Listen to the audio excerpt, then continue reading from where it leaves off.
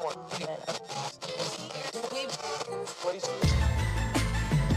know what it is, Black and Snerdy, Black and Snerdy, Black and Snerdy, Black and Snerdy.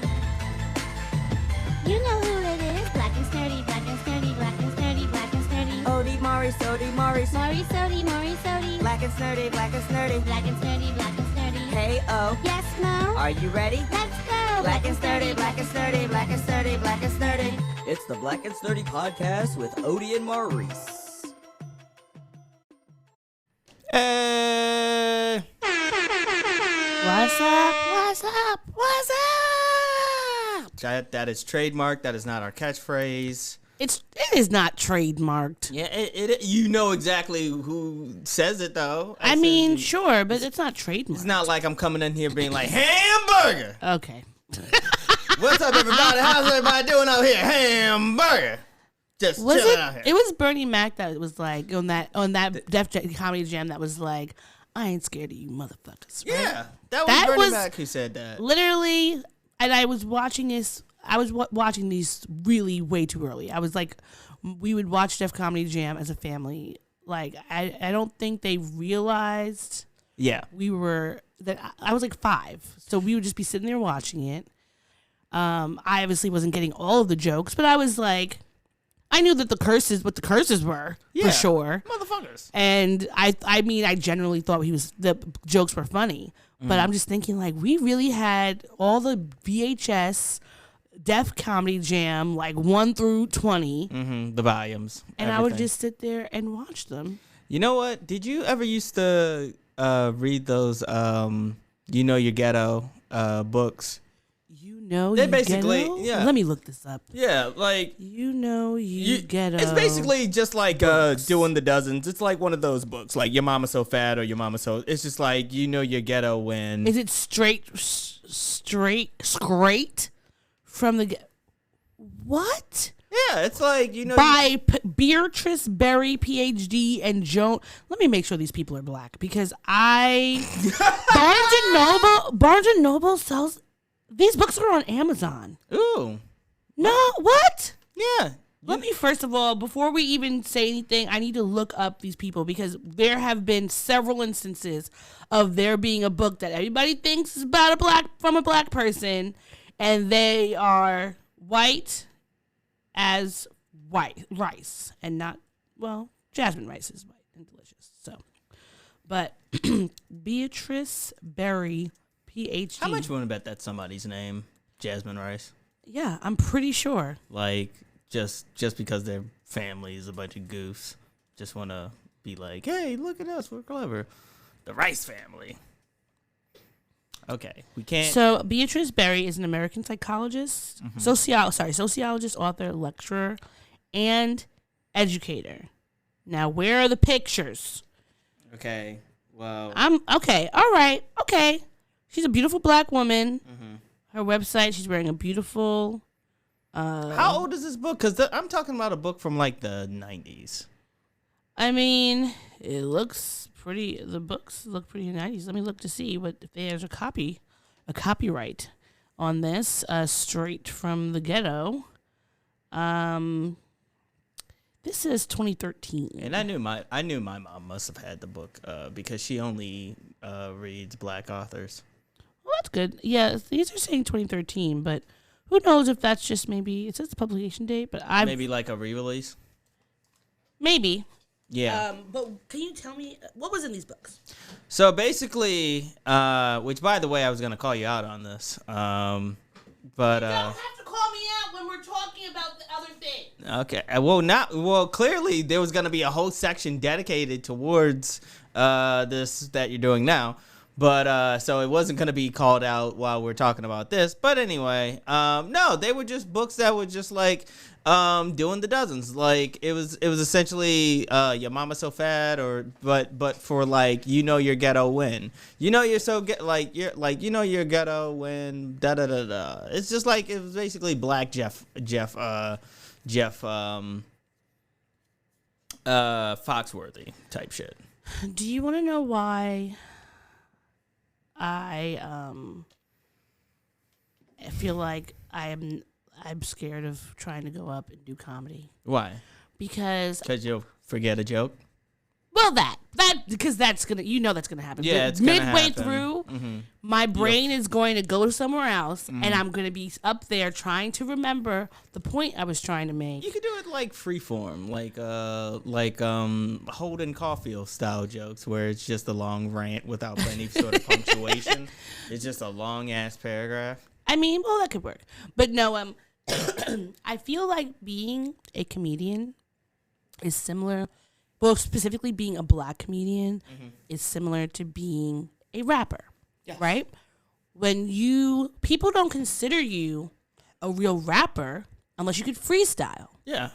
And I personally cannot like freestyle jokes like that. Like I was never somebody that you could play the dozens with.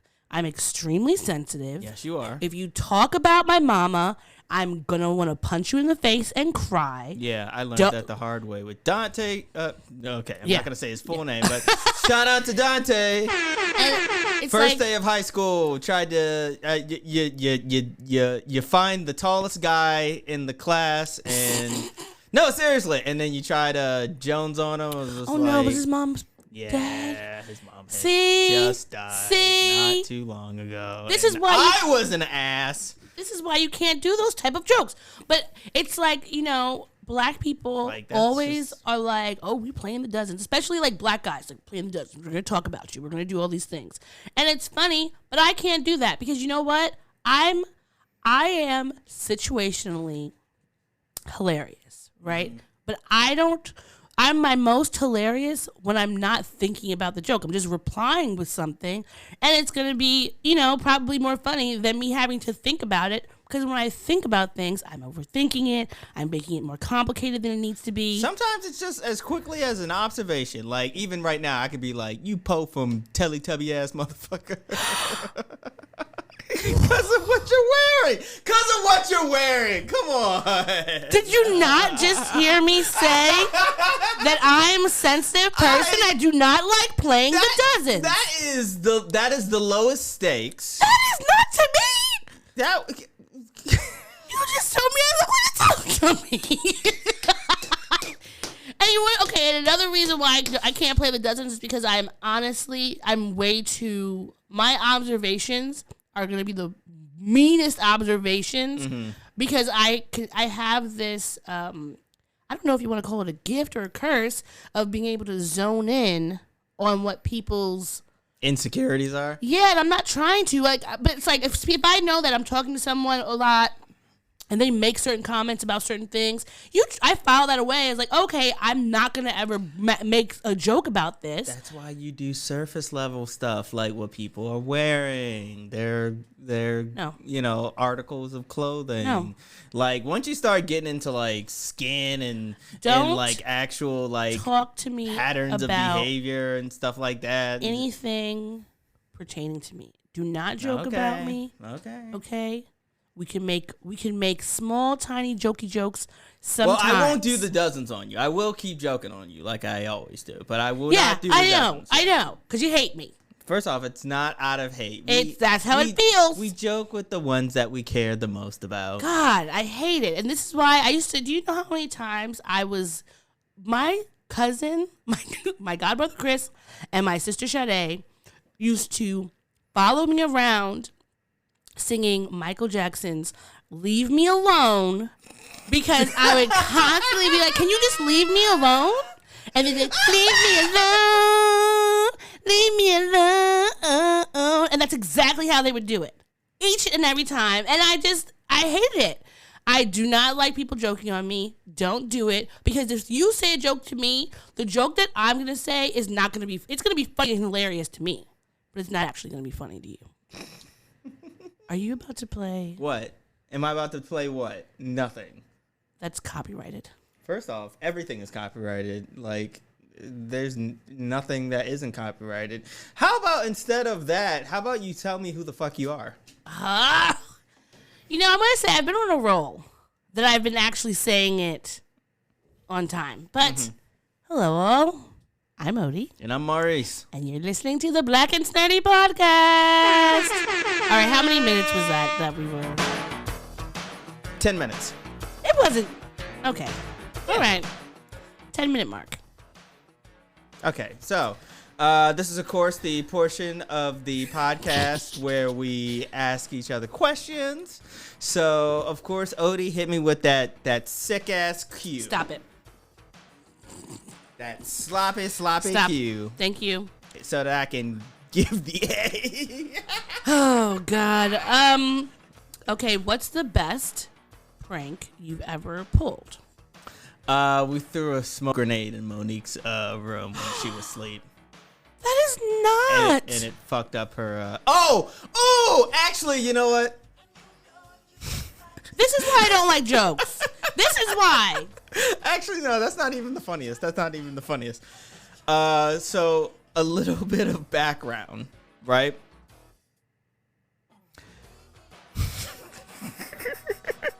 I'm glad that my triggers bring you so much joy. Okay, enough. Yeah, enough. So this was the instrumental with the backing vocals. It's the only one I can find. So a little bit of backstory. One day, I used to work at the Spy Museum in Washington, D.C., and I would always walk to the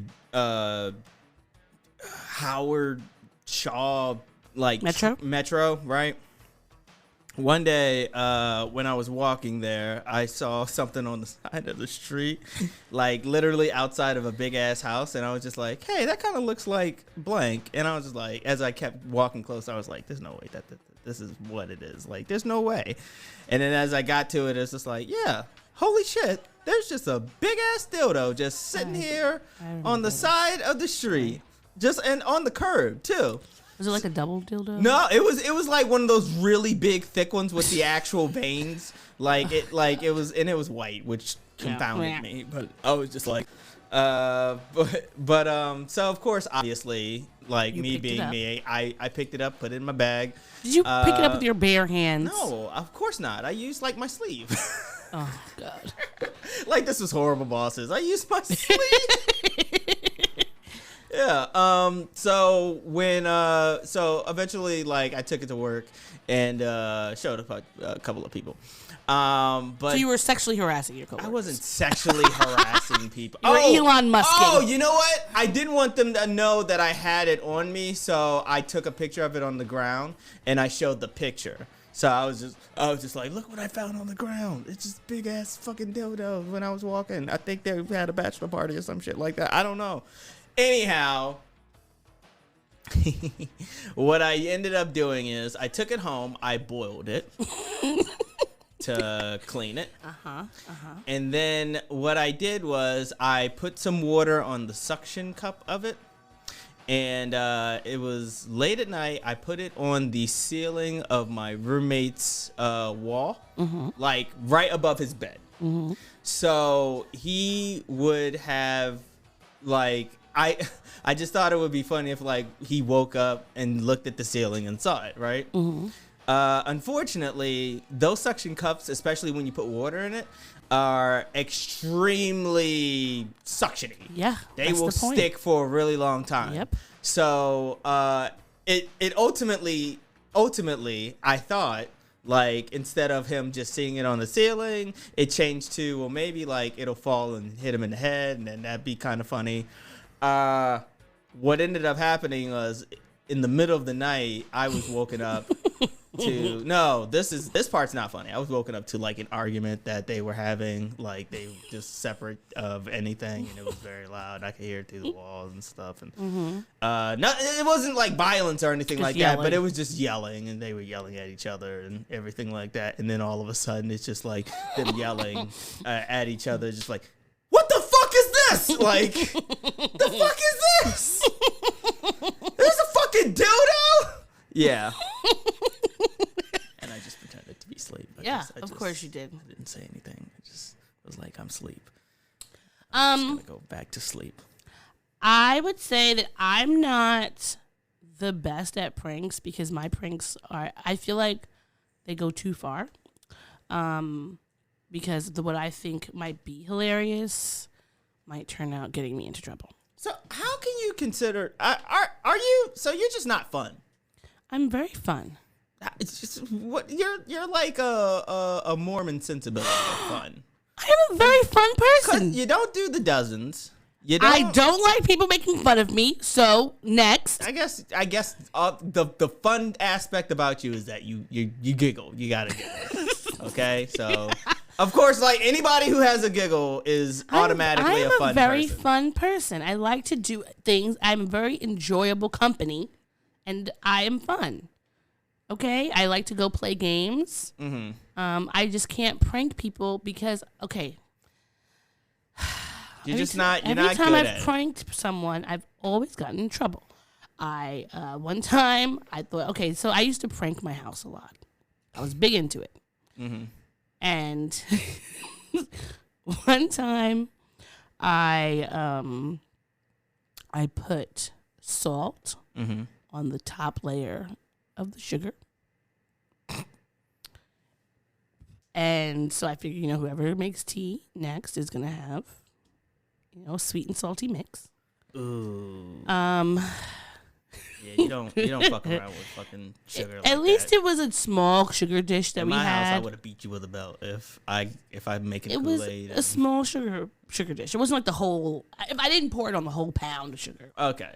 Thankfully, it was just a small one. Like if I taste this sugar and it tastes like salt, I'm coming at you. I can't remember if I ever got caught for that one. I think my sister probably said something to me like, "Why are you putting salt in the sugar?" But then one time That's the name of this episode, cause that's who you are. You're salt in the sugar. That is who you are as a human being. I'm writing it down. Name of this episode, because Ode is salt in the sugar. Thank you very much. And I know. You didn't understand the sarcastic nature of the tone of my voice. And then another time, I put Ray and Nephew in the water portion of the iron. And my sister was going out. I did put shampoo in the iron. Shampoo's ridiculous. It doesn't. You could tell. Ray and Nephew is normal. Ray and Nephew is clear, and you couldn't tell because it's the same viscosity as the water. But then it makes bubbles, so that was the whole point. The whole point was that they made bubbles, and it ended up staining my mom's blouse. Well, this ended up making my sister's jeans smell like Ray and Nephew, and she was not happy. Yeah. I imagine. I don't even want to smell like Ray and Nephew. Oh, but yeah, I also did pranks at school, but again, I stopped. After a certain point, let's say 10, 11, if that's even sounds late, I stopped doing pranks because I recognized that my pranks go too far, and I don't like getting in trouble. So I said, well, you know what? Wrap it up, folks. That's all she wrote. All right, what's your question? My question: which archaic form of technology do you cling to? I mean, for me, it's probably Facebook, because at that point, it's... Do you think that's an archaic form of technology? Facebook? At this point, it is. Like, everybody, all the kids are on TikTok. Oh, I was going to say, like, Oh, actually, you know what? No, it's... I was making fun of... Who was I making fun of the other day for still using Yahoo? Oh, that guy. Or no. It was that woman that had an issue with Yeah, she had a ymail.com account, not a Yahoo Mail, a Ymail. I forgot about Ymails. Yeah, and then we slowly made fun of anybody who's using the Yahoo main page as like this is what's trending, the Dow Jones. It used to be really good. It used to be really good. It was really good at one point. I would say for me, like a printed note or a printed paper, a printed magazine, actual books. Those are those considered? Would you say that those are technology? No. Yeah, considering that we could use Kindles and like a planner, or whatever like that, like an actual physical planner. Yeah. I prefer to have those things. Like I would have a Rolodex if I could. I would prefer to have. I do prefer to have like I have a dry erase notebook. But I still prefer a written notebook. Yeah. Like I could take a picture of it and upload it to the cloud, but I don't do that. I just, write in it and then I erase it and that's it. Mm-hmm. It's like my own little, it's a dry erase notebook. Yeah. And I know I could use my notes app, but I prefer to use my notebook. And I say all that having just purchased an iPad and a Apple Pencil. You did. I have yet to use it really. Yeah, I know. Except for that day we were trying it out. Yeah. I also like home phones. Home phones, house phones. Yeah, I don't want. I would like to have a house phone. I still have a digital clock. Yeah, I don't like having everything be so. Like you need to have a backup plan. Yeah. And so I don't want everything to be like on the cloud somewhere because clouds crash. Yeah, it's like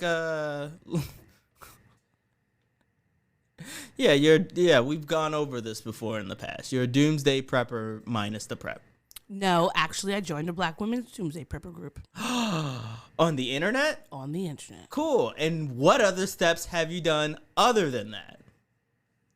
What am I supposed to do besides research the doomsday prepping behavior? And honestly... Do you have at least a go bag? Even I have a go bag. Let me say this now. Has my, what do you call it in it? My emergency first aid kit in it. Some underwear and socks. Because I will already be wearing clothes. I don't need extra changes of clothes except for underwear and socks. Can I tell you something that I've realized? I also need to pack some water. I haven't done that yet. And iodine tablets. And iodine? Yeah, for radiation. Okay. I'm not sure that I want to live if we have a doomsday type of situation. No, you're gonna be the first wave of people who get murdered, quite frankly. Well, I don't want to get murdered. I just want to die out. Like, if there's, like, whatever the thing is that gonna kill everybody off, I want to die out right there. You're gonna get Pompeyed. Like, basically, quick and easy. You'll be in the ash, just like one of those statues that's I hope there to be now. asleep. Yeah, or you'll... This is dark, but you'll be the shadow on the wall, the silhouettes in Hiroshima. And you know what? That's fine with me because that's better, in my opinion, than having to escape roving bands of raping MAGA and hoteps. Because I'm going to be the target. Because neither of them are going to... You're going to be the target for the hoteps. For the MAGAs and the hoteps. Because I am not going to... Neither of their ideologies are going to fit in with mine. They are both on equal sides of the crazy spectrum. And I just know that, like, I'm right up their alley. And I don't personally, the same way I don't want to be in a zombie apocalypse because I'm not interested in running for my life, watching zombies eat people, trying to kill. I don't want any of those things. So I've decided if we have a doomsday type situation, I would like to go out first. If I do not go out first, of course, obviously, I'll have to figure out another way of surviving. But maybe I should just put like a bunch of cyanide pills. You have a dog. You have a fucking dog that can protect you. That's all you really need for a while. Okay, but dogs get rabies. After he has to get shots every 3 years. What if the thing lasts more than 3 years? Well, first off, he's not going to last for 3 years because eventually you're going to have to eat him. So I would never eat him. And what about Aria?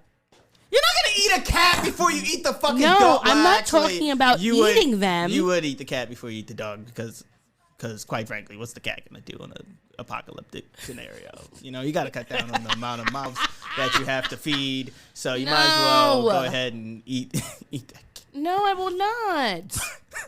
I refuse. Probably just full of dark meat. Oh my god. Okay. Next question. Which news anchor deserves the title Best Ever?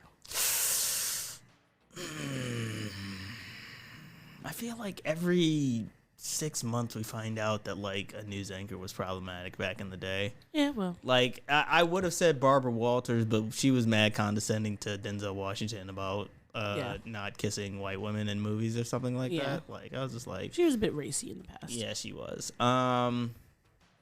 News anchor.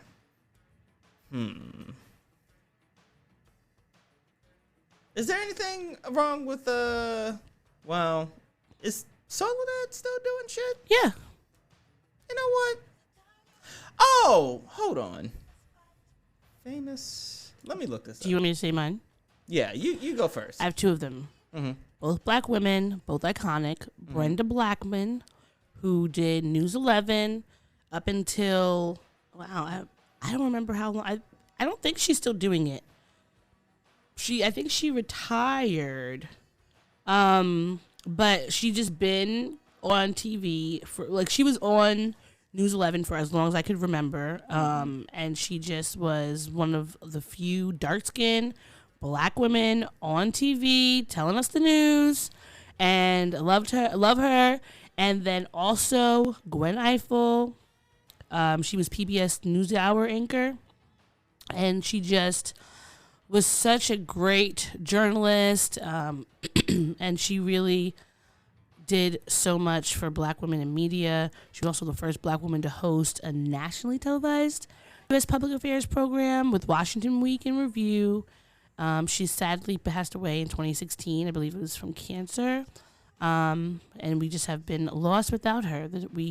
And I want to say she was one of the first black women to, I think she co-moderated, or she moderated the vice presidential debates. Mm-hmm. I think it was 2000, was it maybe 2008? Did you say Linda Ellerby? No, but I do like Linda Ellerby.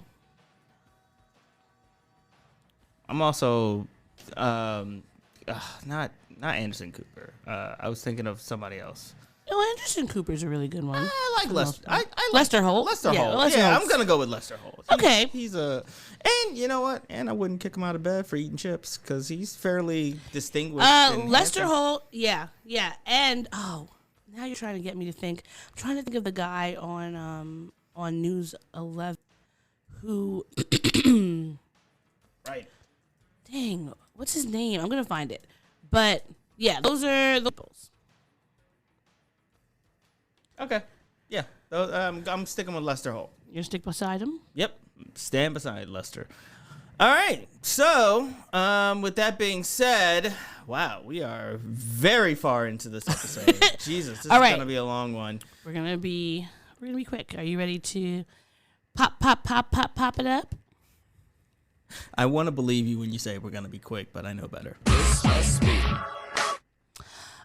First we want to say a happy birthday to several revolutionaries. There's 4, so you might want to hold off on your drops. Malcolm X, Ho Chi Minh, Lorraine Hansberry, and please let me not mispronounce her name. The Japanese, she was a Japanese American revolutionary that helped, that I believe she was interned or incarcerated in the Japanese internment camps, which, side note, AP News has corrected that edition in the AP style book, and it is no longer called internment, it is incarceration, since that's what they were doing. But Yuri Koshiyama, and it's also Grace Jones' birthday, but all 4 of them were great revolutionaries. So happy birthday, and thank you for giving us the blueprint to freedom. All right, and this is honestly something that made me very, very, very, very happy today. Mm-hmm. You should know that a prince was born today. Mm-hmm. A$AP Rocky and Queen Rihanna. A$AP had a baby!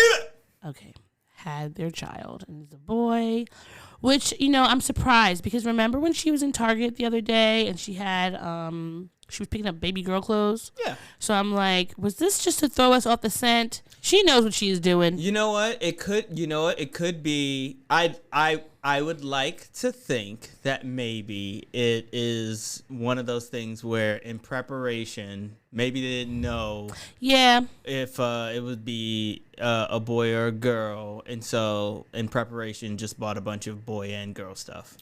Yeah, that's true. And maybe, she might have just was buying it for a friend, Yeah. In other Black Joy news, Oh, I didn't even do a drop. But congratulations to the happy couple for the newly born baby. yes, and I hope that Rihanna and the baby are doing so well and are just happy and healing and loving each other right now and just falling more and more in love with each other and their baby as the days go by. I hope that baby is less wrinkly as the day goes by, because they're very wrinkly. Yeah, I mean, they're naked mole rats. they've been swimming for like 9 months. They truly have. So of course, like they're wrinkly, they're ashy. Yeah, it's true. Yeah, it just came out of the natural pool of life. Yes.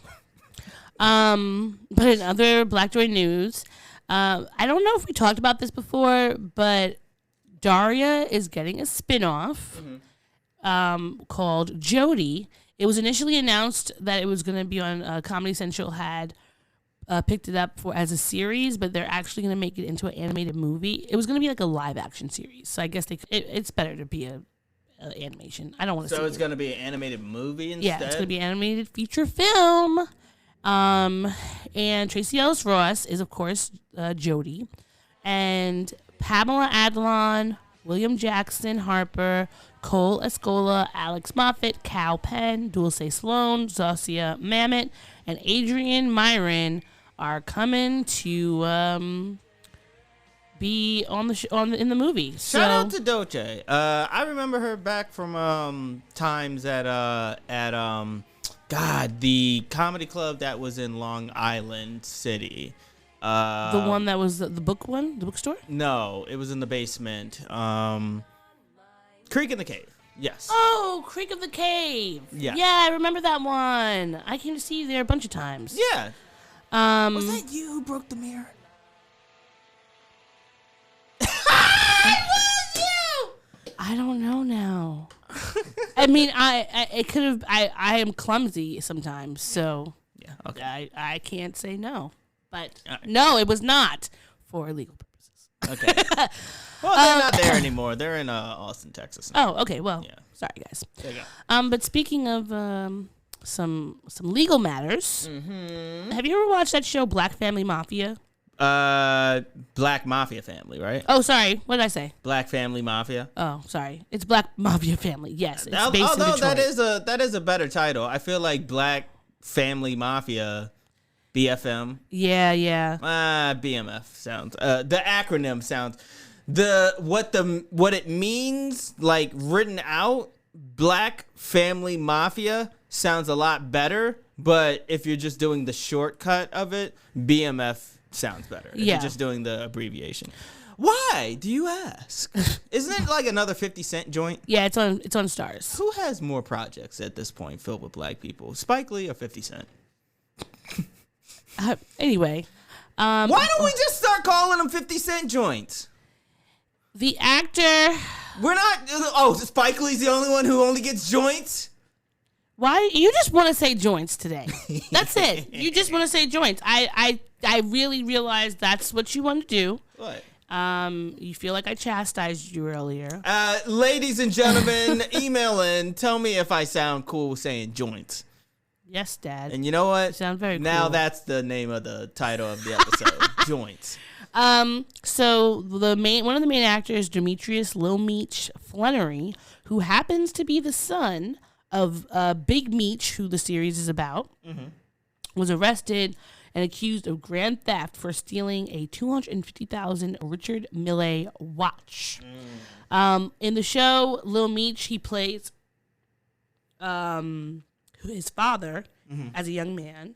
And actually, I remember when it started that 50 Cent had actually purposely got him acting lessons so that he could work on the show because he wanted him to play his father. The Miami police said that Lil Meach went into Hamov Jewelers in Miami in February, placed a down payment for a watch using an $80,000 platinum Rolex, and has not made a payment toward the remaining $200,000 balance and has not returned the watch. Okay, so it's not that he stole it. It's just that he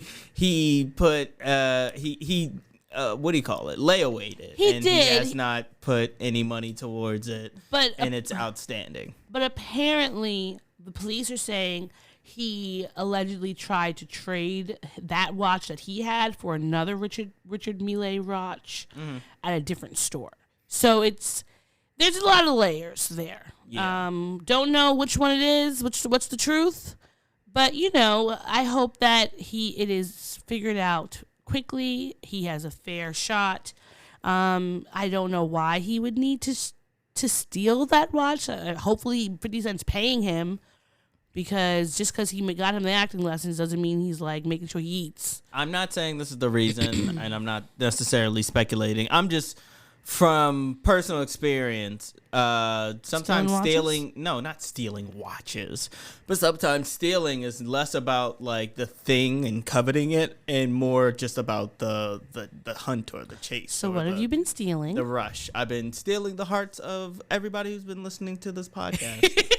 Because they tune in, they listen to my voice, and they say, "I like that guy." They do. They like do that say guy. That. Yeah. In other news, Nick Cannon is allegedly Cannon. Is allegedly getting a vasectomy. In a recent interview with E! News Daily Pop, he said, "I don't know if I would have designed it this way, but it's just," he was talking about fatherhood, "but it's just one of those things. When you're blessed with the gift of children, as we all know, I've been through so much, I find solace. I find peace in my children. I find purpose. I'm not looking to have more. I already went and got my vasectomy consultation. I'm not here looking to populate the earth completely, but I'm definitely looking forward to taking care and loving all the children that I currently have." And just so we know, he is expecting his 8th child with Bree TC, who's a model. They're having another boy. So, well, you know what they say: 8 is enough. 8 is enough. Yes. And other rappers who seem to be cutting things off are the Migos. So on Wednesday, it was announced, or like someone, people were always stalk these accounts on Twitter, but they noticed that Offset had unfollowed Quavo and Takeoff on Instagram. And then I think it was that same day that the Migos, what's his name? Quavo and Takeoff put out new music. And they had like a whole video out. It's just the two of them. I didn't watch the whole thing. It had like the Fear and Loathing in Las Vegas type of theme. Mm-hmm. So, we will see. We got a whole lot of new money though. We shall see indeed. All right, would you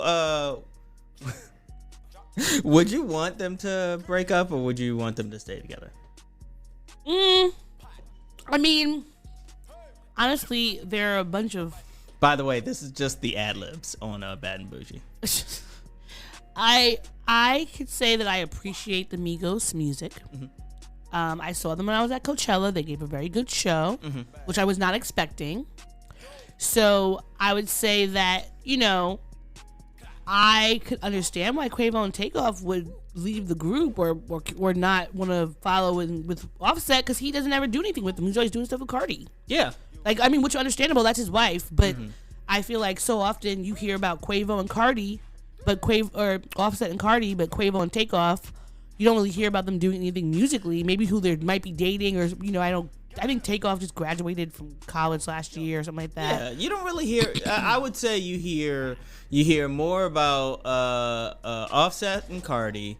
You hear about Quavo when he had that falling out with Sweetie. Yeah. But yeah, Takeoff is the one where you don't hear that much about at all. You know, he's over here just graduating from, which good for him. But yeah. I mean, I can understand why maybe they would be like, you know what? We're going to make some music. Go our own way. Because if you're going to make music with your wife and we're not on it, we're not going to get any checks, we're going to make our own music. Because who knows? We don't know. But it's all speculation at this point. Yeah. But I could imagine if we're a band, You keep making side projects with your wife. You guys are getting checks. Great. You can go on tour with her. Awesome.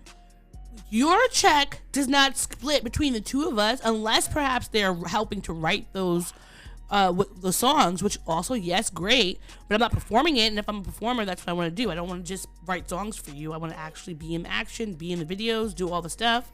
So, Wonder how much money they get just from writing down ad libs. I don't know, but I know Snoop the other day was doing this interview, and he was like, he charges $250 for a video, or $250 for a verse, and $250 for the video, I believe it was. Okay. It was around that, because it was like $500,000 if you wanted like a whole both. And I was like, you know what? I need to get to the point in my career that just coming and doing something for 5 minutes gets me like $500,000. Yeah. That's what I want. That's what I want. Because it's not about the time it takes me to do it. It's the fact that I'm so skilled that it takes me 5 minutes to do it. Remember, today's price is not yesterday's price. Today's price Is not yesterday's price.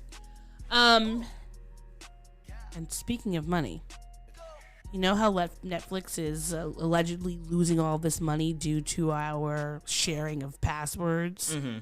Well, I don't know if we mentioned the Netflix layoff a few weeks back, but they had laid off a bunch of people a few weeks ago, saying that they lost, all this money, et cetera, et cetera. But this weekend, they laid off about 150 employees. And the thing that's really shitty is that a lot of, in the last few months or leading up to this, there were a lot of marginalized folks, a lot of marginalized black and brown folks, black and brown women, queer people who were being poached by Netflix to help build up this site. One of them was Tudum, I believe you pronounced it, like Tudum. And it was like for the culture or whatever. They poached all these people, getting all these great writers from all these other publications, giving them big bucks, because this is what the people who are getting laid off are like tweeting about. And then like 2-3 months later, they're fired and let go or whatever. And now on one hand, sure, if you can be poached by one company for the good work that you're doing, you shouldn't have that much difficulty finding a better job or another job that probably pays you about the same. But journalism, being in editorial work in media is those jobs don't come quick. Usually, especially if you reach a certain level, you're not going to apply and then get a job the next day. It happens, but it is a rarity. So usually you might be applying to stuff and getting interviews, and the interviews could take 2 to 3 months. That doesn't mean you're going to get those jobs.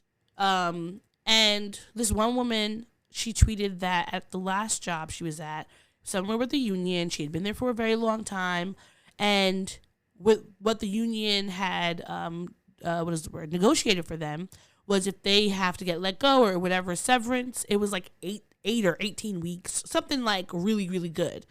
And she left there to come here, and then like 2 months later, she gets let go, and she has only like 2 weeks or whatever severance. Mm-hmm.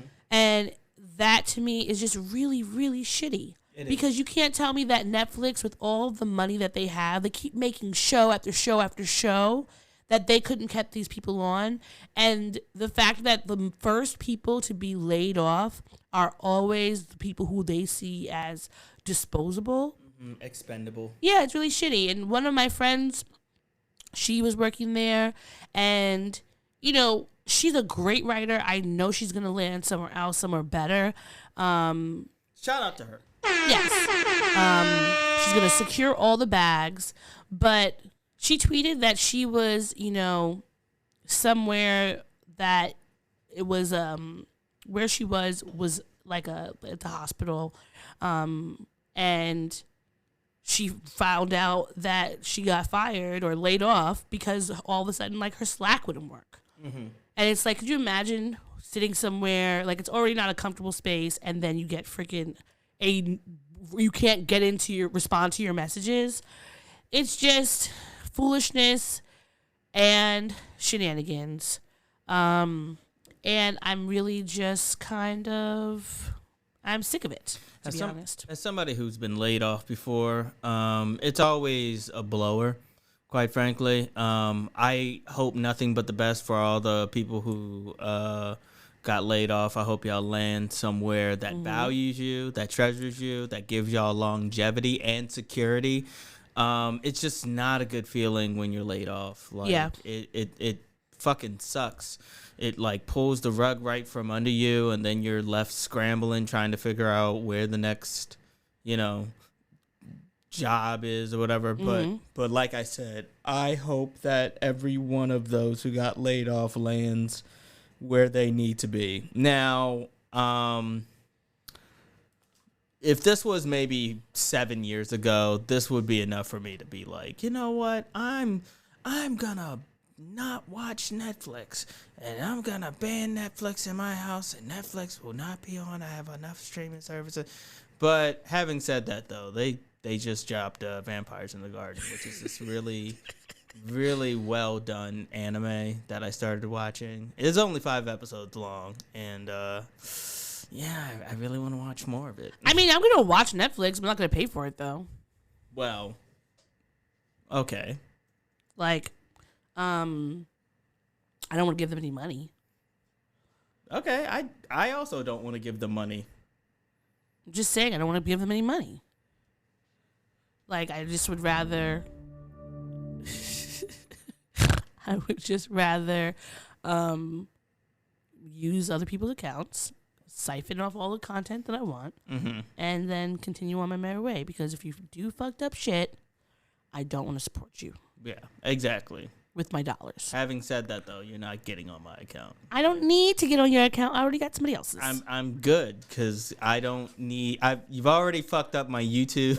I did not do that on purpose. I don't know how you did that. I don't know how I did that either. I have no idea either. But now it's just as soon as I go on there, it's not my account anymore. All I did was gotta just cycle through. I just streamed my thing to the log thing real your ass quick. Out and Why didn't you do that? I just thought of it at this moment.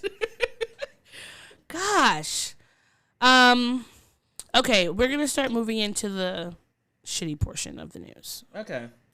Are you prepared to be in the right frame of mind and not to be making crass jokes? Well, it depends. Where are we going first? Because I have 3 things up, and I just want to know. There's only one thing that I told you to get up. No, you told me to get 3 things up. That's because you don't look at the messages that I sent you. You sent me 3 things. I sent you a text message. Anyway, we were going to talk about... Okay. Oh, that's why you were saying that. Okay. Oh, God. Straight to the moon. Straight to the moon. You know what? You don't get to straight to the fucking moon, me. All right? Okay? One day. Could have also said check your phone. Or check your messages. Or something. A little peek behind the curtain, ladies and gentlemen. I'm not editing any of this shit out, by the way. This is staying in. Oh, my God. I didn't change the outro when we fucked up. And I'm not changing this either. This is the real world. If you ever want to see us live stream and see us really get at each other's throats, here we are. Are you ready? Yes, I am ready. Can I set it up and can we be in a right frame of mind? Yes, we can. Set it up. I just You go for it. Okay. As we talked about last week, there was a very tragic, unfortunate shooting, racial attack, massacre, lynching, any of the things that you could name in Buffalo. And it turns out that one of the 911 dispatchers may have hung up on a woman when she was calling 911. So this is the clip from Newsy Morning Rush. Hit it, partner. New developments this morning from upstate New York about a 911 call from the Tops Friendly Market. When Saturday's deadly shooting broke out, an assistant office manager at the store called 911 and was whispering because she was afraid the shooter would hear her. The store employee says a dispatcher yelled at her asking why she was whispering and then hung up. The employee then called her boyfriend to have him call 911 and report the shooting. That dispatcher has been placed on leave as authorities wait for a hearing later on this month where one Erie County executive says termination will be sought. We teach our 911 call takers that if somebody's whispering, it probably means they are in trouble. They are in the area of concern. And this not just with regards to active shooters, but potentially with regards to domestic violence that someone may be calling. County officials went through all the 911 calls identified with the shooting on Saturday and identified this specific call. The county executive said the transcript and call will be released at a future time after going through a process that exists with their union contract. Researchers found.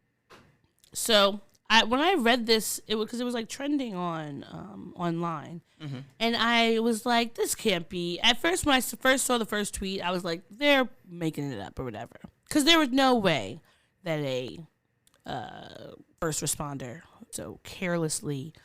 And the woman, she came up, she told the story, and I was like, wow, like, what are you that bored at work? What would you rather be doing, Candy Crush, that you can't, like, and to be yelling at me and rude and then hang up on me? I would like to hear the tape. Like, because in my mind, it is one of two ways. It's either blatantly aggressive or it's like the most low stakes sort of thing where maybe the lady or the person, I don't know who the dispatcher was, but the person was like, I can't understand you. I cannot hear you. Please talk louder or something like that. You know, just completely obtuse to whatever the situation was. If you're that obtuse, you cannot be that's not a job for you. You should be able to text 911. You should, but this like I could imagine there are plenty of times where you and I are talking on the phone, something's going out, and we're like, can I hear you? All right, can't hear you, I'm gonna hang up. Right? But if you called me and you're like, Odie, I need you to I'd be like, I can't hear you, but I wouldn't hang up because I'm assuming if you're whispering, then that must be for a reason. It's important because why else would, when people call you on the phone, on average, they're not whispering. So why would you think to even be exasperated or frustrated instead of calming, even just saying, ma'am, I cannot hear you. Can we just stay on the phone until you can get somewhere else? Just stay on the line with me. I'm going to send someone to your area code, whatever. But I feel like it must have been bad enough if they put the person on leave because they had to hear it. They said they weren't going to release the tape until it's finished, but they would have had to have heard some of it. Yeah. I just don't. I want to hear it. I do want to hear it. Like I just want to hear it. I hope that it's not as bad. I really do hope that it's a miscommunication. That of course the woman being in a distraught state, just thought that the woman was or the person was being rude, and it wasn't the case. Because I would be very disappointed and disgusted to learn that our first responders are not responding in a way that's gonna could possibly save lives. Yeah. I told you that my mom was a police dispatcher, right? Yeah, you did. Okay. But now she works for the government. So shout out to her. Shout out Maurice's mom. Oh, and shout out to Maurice's uncle. Thank you for listening. Thanks for listening. What up? What up? All right. This is kind of good news. But 3 reps in the House of Representatives, Representative Colin Alfred of Texas, Greg Stanton of Arizona, and Sheila Jackson Lee of Texas have introduced a resolution to get Brittany Griner freed from Russia. I mean, this is really, really important because it's been more than 90 days at this point that she's been locked up. And I remember, like, in the beginning when they were like, we can't really make a big stink out of it. But people have, because YouPoll just did YouGov just did a poll. Okay. Asking people what they thought about this situation, and 47% said they are concerned about her detainment, which is up 42% from March when she went in. I just actually was on a call on Monday with some people just talking about what can we do to help get her released, like what things can we talk about, send prayers, meditations, who can we run to get her out? Because it's really, there's so many layers to this as to why I think I feel like my main thing is that she's a pawn in both Russian and American relations. There's so many layers of her.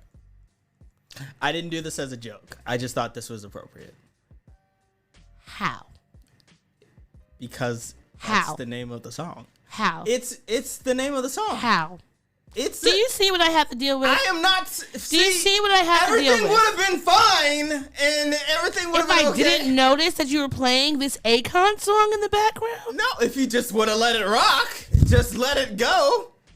I want to let you go somewhere. Anyway, Sheila Jackson. You even said that they won't let her out, so. Sheila Jackson said, we must move this legislation forward as we continue to work with the administration, specifically the State Department and hostage negotiator, for the successful return of Brittany Griner and Paul Whelan as we pray for other Americans held around the world. Brittany Griner must be freed now and deserves justice now. Agreed. Her wife, Sherelle Griner, said that her case needed to be on the forefront and that her release should be one of the highest priorities of our government. Yeah. They let go the other day. They did a prisoner swap. Yeah. And I'm not saying that none of those other people deserve to go. We don't know what they were there for. They could have been whatever it is. But why is it taking so long? Especially because for what she's being charged with, it's not like a murder, a theft, or anything. It is an allegation that she had cannabis oil. Yes. And whether Brittany Griner smokes weed or not, I think that she's been going to Russia long enough that she would understand what things she can and cannot bring there. It just seems fishy. Like, not to say that it couldn't have happened. The whole thing just seems fishy. And just really, really want her out of prison, to be honest. Yeah. So, free her. Free my girl Brittany. Like, no, that's it. That's it? Just, free my girl. Okay, I'm really curious what you're going to think about this situation. Because I feel like it's very polarizing. And it's a bit disappointing. But depending on where you're looking at it from. But the AP, Aaron Morrison at the AP wrote a really good article about Black Lives Matter and their assets. Because I don't know if you read about a few weeks ago, there was a whole controversy because people had found out that the organization had purchased a $6 million home in LA. They had said it was for basically kind of like, you ever heard of Soho House? Yes. Where like all the creatives lives and stuff? Yeah. It was like supposed to be that, but like for activists to be able to come, work, host events, do things, create, so they wouldn't have to go otherwhere. Like something that I think is useful for the community. So people were upset about that because they found out how much it was, and there have been rumblings I'm taking the super conservative All Lives Matter people out of it. Yes. But there have been rumblings of people who were not satisfied with what Black Lives Matter was doing with their funding. Yes. Last year, I believe, Tamir Rice, his mother, she spoke out against like Sean King, Tamika Mallory, the Black Lives Matter organization, because she was like that she and other families have not received any money. She's dealt with being unhoused. She's had others happening, of course, because of the fact that her child was murdered and the video was streamed everywhere. And then she had to deal with people saying it was her child's fault. So, I mean, there's layers of why this woman may not have always been in the best headspace to, pick herself up and get things done or whatever the case may be. But she needed help. She wasn't getting it. She hasn't gotten it. So she had wrote an expose. But the Black Lives Matter movement, they have filed tax documents with the IRS. And it says that they are worth tens of millions of dollars. I believe it's $42 million in assets in total. Majority is like, a lot of it's from donations. They had different grants. It says that they invested $32 million in stocks from the $90 million they received in donations in 2022. That the foundation has an operating budget of $4 million. They spent $6 million on the compound. It's always a fucking compound. Yeah, I hate that word and when they use it, or when anybody uses it, because it reminds me of cults. Yeah, but yeah, true. And so, currently, there's no executive director or in-house staff. And some nonprofit experts said that the foundation is operating like a scrappy organization with far fewer resources.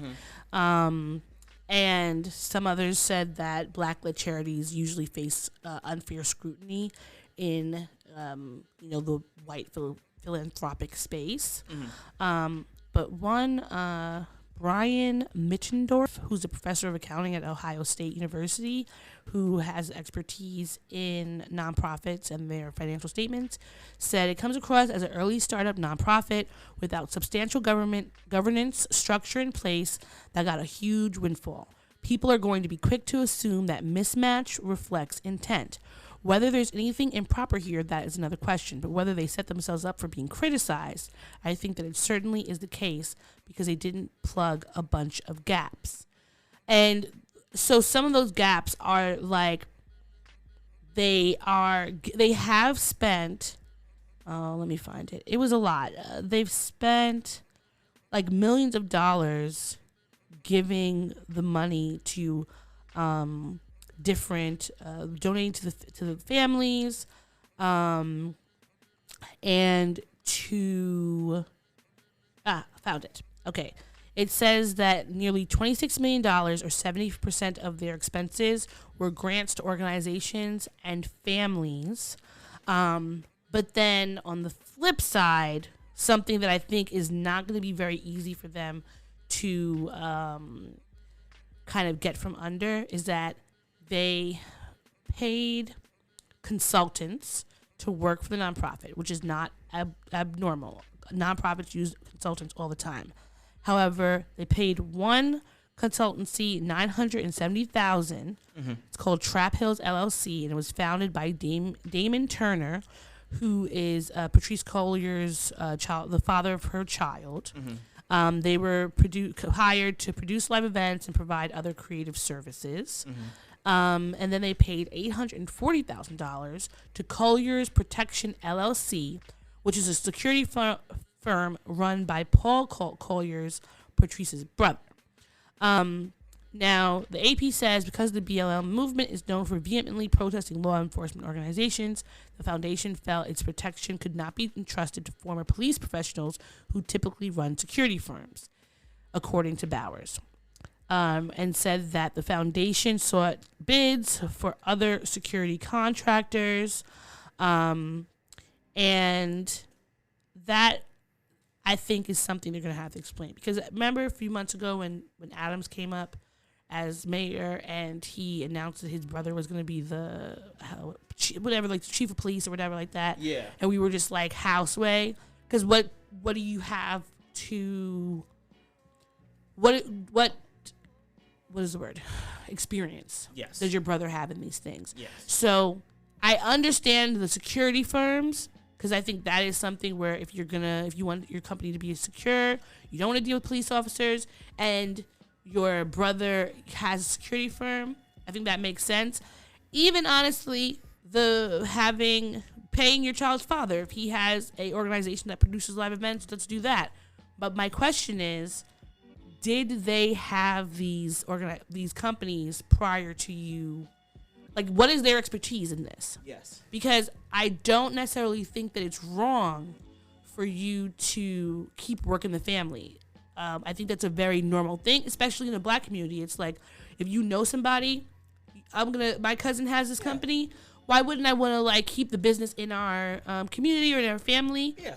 But I think that when you are a big organization like that, you need to have more checks and balances. Yes. And you can't allow even the look of impropriety, because there's so many eyes on you, and because of the fact that like there are still people who are needing help and haven't gotten it. Tamir's Rice, his mom is one of them.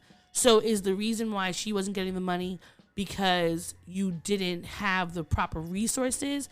Why didn't you have the proper resources? Why didn't you have the structure? Did you get a nonprofit expert to give you guys any sort of classes or whatever? Because I know running nonprofits is a lot of work. Yes, it There's is. so much that goes into it. Yes. And I think that when Black Lives Matter started, like when it first, like they first came up with it like 2013, and then when Mike Brown 2014 was when everything really kind of took off. Yeah. And I don't know what these women were doing prior, like what their jobs were, because I honestly can't remember.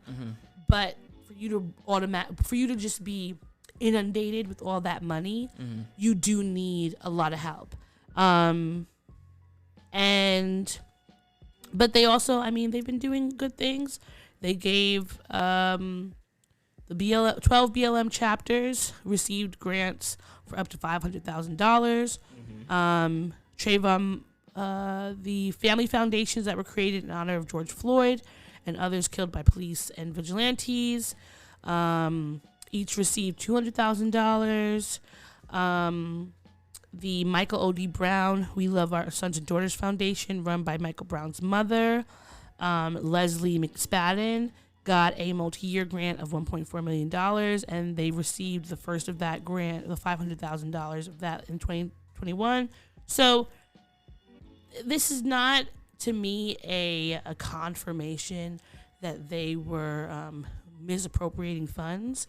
I think the word would more be like misuse of funds. Mismanagement, yeah, because I can't say that there was definitely a malicious intent. Yeah. But like, I've worked in places where people do not spend the money to get the resources that you need to execute. And when you don't do that because for whatever reason you think you could do it all on your own, things slip through the cracks, and then, you know, you could land in a problem. So I hope that, because at this point, I believe it's only Patrice I think that she's the only one who is still really involved, if I'm sure. Or maybe Patrice Colliers, I think, is the main one who's still like working with them, because the other two women have gone off to do like other like social justice projects. Yeah. So I just hope that this does not overshadow the good work that they are doing. Right. That there's a new leadership may need it, like reformative justice. It's not that you did something that maybe not was great. That doesn't mean we should kick you out. It's that we can figure out how to reform, how to get you accountable, and move forward. And I hope that happens, because honestly, I mean, I think that we need it. Yes, I agree. Okay. I have one last thing to share with you. Sure. And it's really gross. Yes, govern yourself accordingly. Okay. So you know how Elon Musk is a a mega villain. Yes, he is. And you know how he has his SpaceX. I don't know. Is SpaceX just the? Is it this? It's the aerospace firm. Okay, sorry. Yeah. He has an aerospace firm, SpaceX. He shot his penis-shaped rocket into the space. And speaking of penis, there's a flight attendant who was paid $250,000 to settle a sexual misconduct claim against Musk in 2018. She said that he exposed his erect penis to her, rubbed her legs without consent, and offered to buy her a horse in exchange for an erotic massage. I mean, why would I need... What am I going to do with a horse? Time out. A horse. Yeah. Did you ever watch that one episode of The Boondocks where the little girl has the lemonade stand and Onceler offers to give her one pony if he buys the lemonade stand, essentially, and makes her work and does all this child labor and all this other stuff. It's only a child would want a fucking pony. Yeah. So why are you offering ponies to a grown ass woman? And also, or a horse? I don't care. In my mind, it's a fucking pony. Are expensive. Yes, they are. They're expensive to keep. It's not a cat. They're expensive to feed. They're not a dog. Like, you can't just have a horse. Who's going to put the freaking shoes on the horse? I'm not doing that. You need to have, like, a stable. There's a whole thing. Why would I want a horse? Like, that's just ridiculous. But, I mean, he's a ridiculous person. Yeah. Apparently, he puts the dick in ridiculous. Allegedly. This took place in 2016. She told a friend, and she says that when after taking the flight attendant job, she was encouraged to get licensed as a masseuse so she could give Musk massages. And it was during one of the massages in the private cabin on his Gulfstream G6550ER that he pulled it, propositioned her to have sex. When Business Insider emailed him, was like, can you give us a comment about this? He said that there's a lot more to the story. If I were inclined to engage in sexual harassment, this is unlikely to be the first time in my entire 30-year career that it comes to light. Politically motivated hit piece, which I'm not surprised that is his response, because this week he came out that he's joining the Republican Party because the Democrats are mean to him, and that we shouldn't be surprised about like a hit move. And honestly, he probably knew the story was coming out, and just wanted to be in the party where all the sexual allegations are home. Yep. Okay, so he's right at home. He's right at home, right in the Republican Party. Oh, this is gross. It says that when the flight attendant, he asked her to come to his room during a flight in late 2016 for a full body massage, and when she got there, he was completely naked except for a sheet covering the lower half of his body.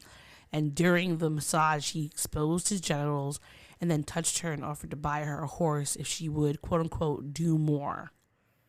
Ugh. Disgusting. For a horse? Come on. I mean, I'm not for a horse. Yeah, for a horse. That's what is.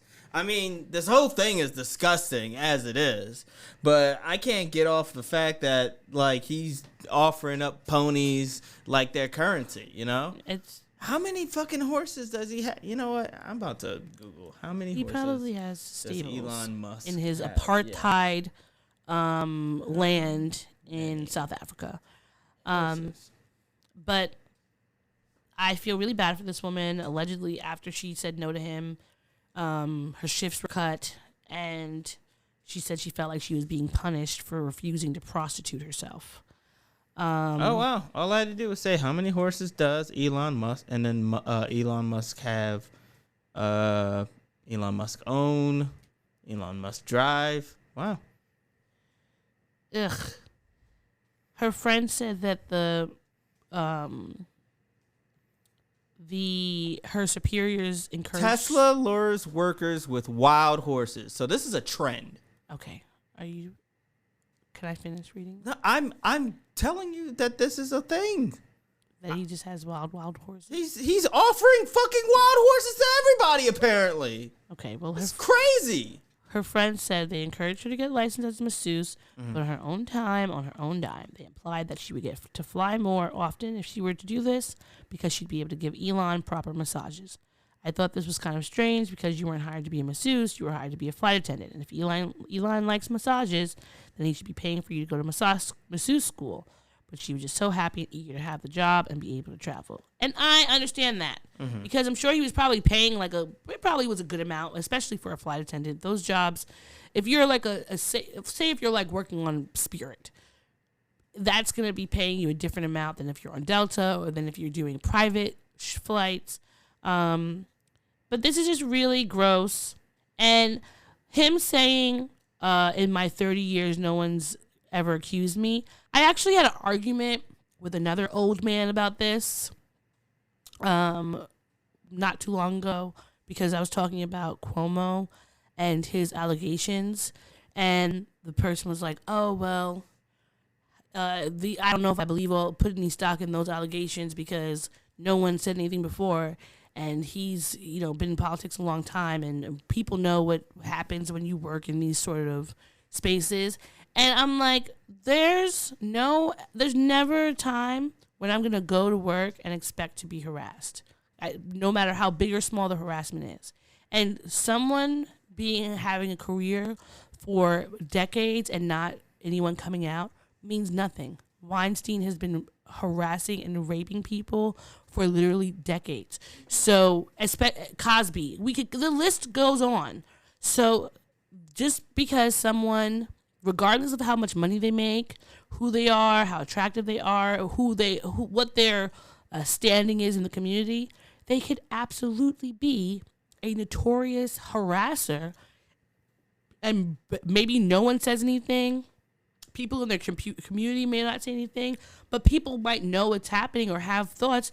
There are plenty of people, I remember at my high school, there were several people who I knew that we all would talk about as being creepy. Yeah. And nobody would say it out loud or say names. Yeah. But if there was some allegations coming out, I wouldn't be surprised. Yeah, in the women's Facebook group, the comedian women's Facebook group, they had a couple known predators that, just letting people, hey, keep an eye out because this guy, he's at this show, and he's a known creep, he's a known pervert or something. Yeah, like that, you don't have to have especially if you have money, it makes it even worse. If you have money, if you have power, people are not going to put themselves out to get harassed. Yeah. And if someone is coming out about these things, the likelihood that they are lying is very small. Yes. I personally have never heard of one person who has just made an allegation and was lying about it. Yes. So, fuck you, Elon Musk. Fuck you, and I hope that 50,000 of your wild horses. I hope that Tesla stock plummets to zero and you can't buy Twitter. Yeah. Tesla is touting wild horses as a perk of working at the Gigafactory in Nevada. Ain't that some What am I going to do with a horse? If you don't have a stable, what are you going to do? You have to have lots of barrels and barrels of hay. Yes. You have to brush them. You have to groom them in different ways that I don't know how. You got to put the horseshoes on them. You got to give What are you going to do with a horse even if you have a horse? Are you going to race it? Are you going to, mate it out to stud or whatever that? Gross. I don't know. I don't know what anybody does with a horse other than, to be rich and gallop with it. You know what I mean? I would love to own a horse. I love horses. They're great. But you need space and time and money to have them. I don't know why, but it'd be hilarious if you had a horse in your apartment. Oh, shut up. I could just imagine it there near the bookshelf. You know what? At that time, we're taking a break. Yes. BRB. Yes, we'll be right back with more of the Black and Snerdy podcast. You're listening to the Black and Snerdy podcast. It takes.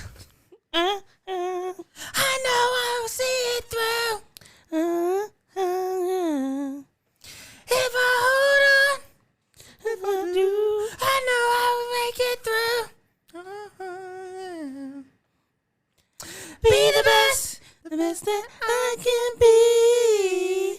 These words I say to you. Whatever it takes. Yeah. I know I can make it through. Watching so much Degrassi And in honestly- the last few weeks. And now I'm at the point where I'm watching episodes I've never seen before. Yes. Like, and these story, okay. This is, shout out to everybody who watched Degrassi growing up. And shout out to those of y'all who stayed and watched the series after JT got stabbed, because I know I turned it off. I stayed, but not. I don't think I stayed. I stayed a bit into this, but I feel like the season we're on now, like was it season 8? We were already in college, Yeah. and I couldn't really get the end, Oh, yeah, that's right. so it just kind of fell off. Somehow, for some reason, they got HBO, but they wouldn't give us the We end. had so many random channels. Yeah, it was fucking random. We had VH1 Soul, but we didn't. It was just so random in the dorms which ones we had. Yeah. But yeah, now I'm at the season where they discovered cyberbullying, and the kid has Asperger's, and now there's another I'm gay and I'm in the closet storyline, but his whole thing is that he's like macho gay in the storyline instead of like Marco just being straight. like regular straight or whatever. What'd you say? So he's trade. Yeah. Wait, Marco's straight? No, the new guy. Yeah. Oh, yeah. Kind of to say, like, that's not how that word works, I don't think. But yeah. He's taking steroids in order to make it so that he can like women again or some stupid shit. Like, I don't know. And these kids, God bless them, they're doing the best that they can, but they do not have what it takes to match the original cast. I mean, in hindsight, Jimmy, Drake was like, should have gotten some sort of Golden Globe for this in comparison to like the later seasons. Yeah. You know what I mean? And Spinner's ass is just like still there. I wonder if Spinner is like, ends up being there for the entirety of the time. I would say, where else was he going to go? I mean, like he just got declined for Police Academy. So he at least has a whole more year left, and he's dating Jane. That's true. True. So yeah, Degrassi talk. But we're not here to talk about Degrassi. We're here to talk about our mental health issues. Each week we check in with each other in our mental health journeys. We are advocates, not experts, when it comes to the field of mental health, and yeah, that's pretty much it. You want to start us off? What was that? I don't know. What did you say, Chica? Yeah, I said chica. Why did you say Chica? I don't know. Sometimes shit just comes out of my mouth and I don't know why. I know. Yeah. Okay, so this week, I would say, well, I had therapy today, which was really good. And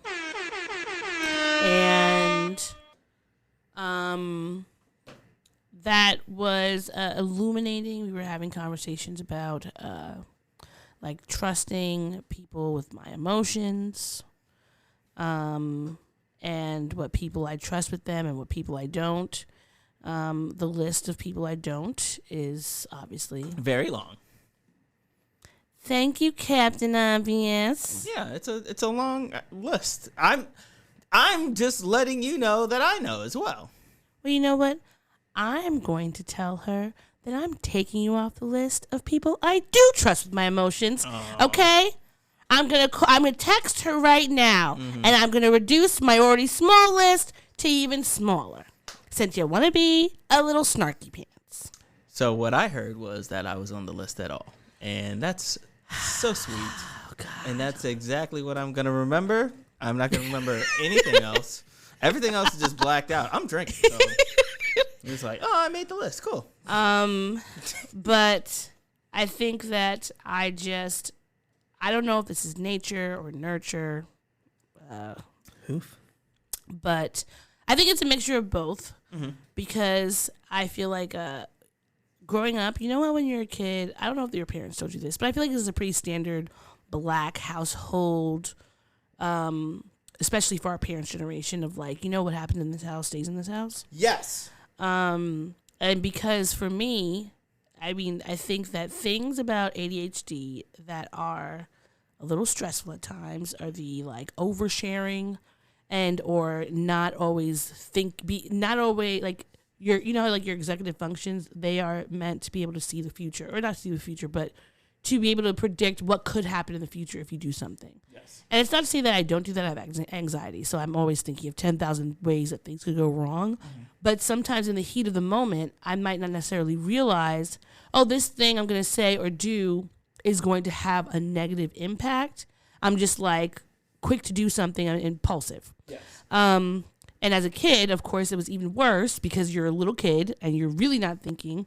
So I think at a young age, I just really, because I didn't want to get in trouble, which has always been if something is going to get me in trouble, I'm not doing it. I would hazard to guess that you got in trouble either one too many times as a kid, or maybe there was one defining moment where you got in trouble that really scarred you and fucked you up to the point where now you're terrified of being in trouble in any way, shape, or form.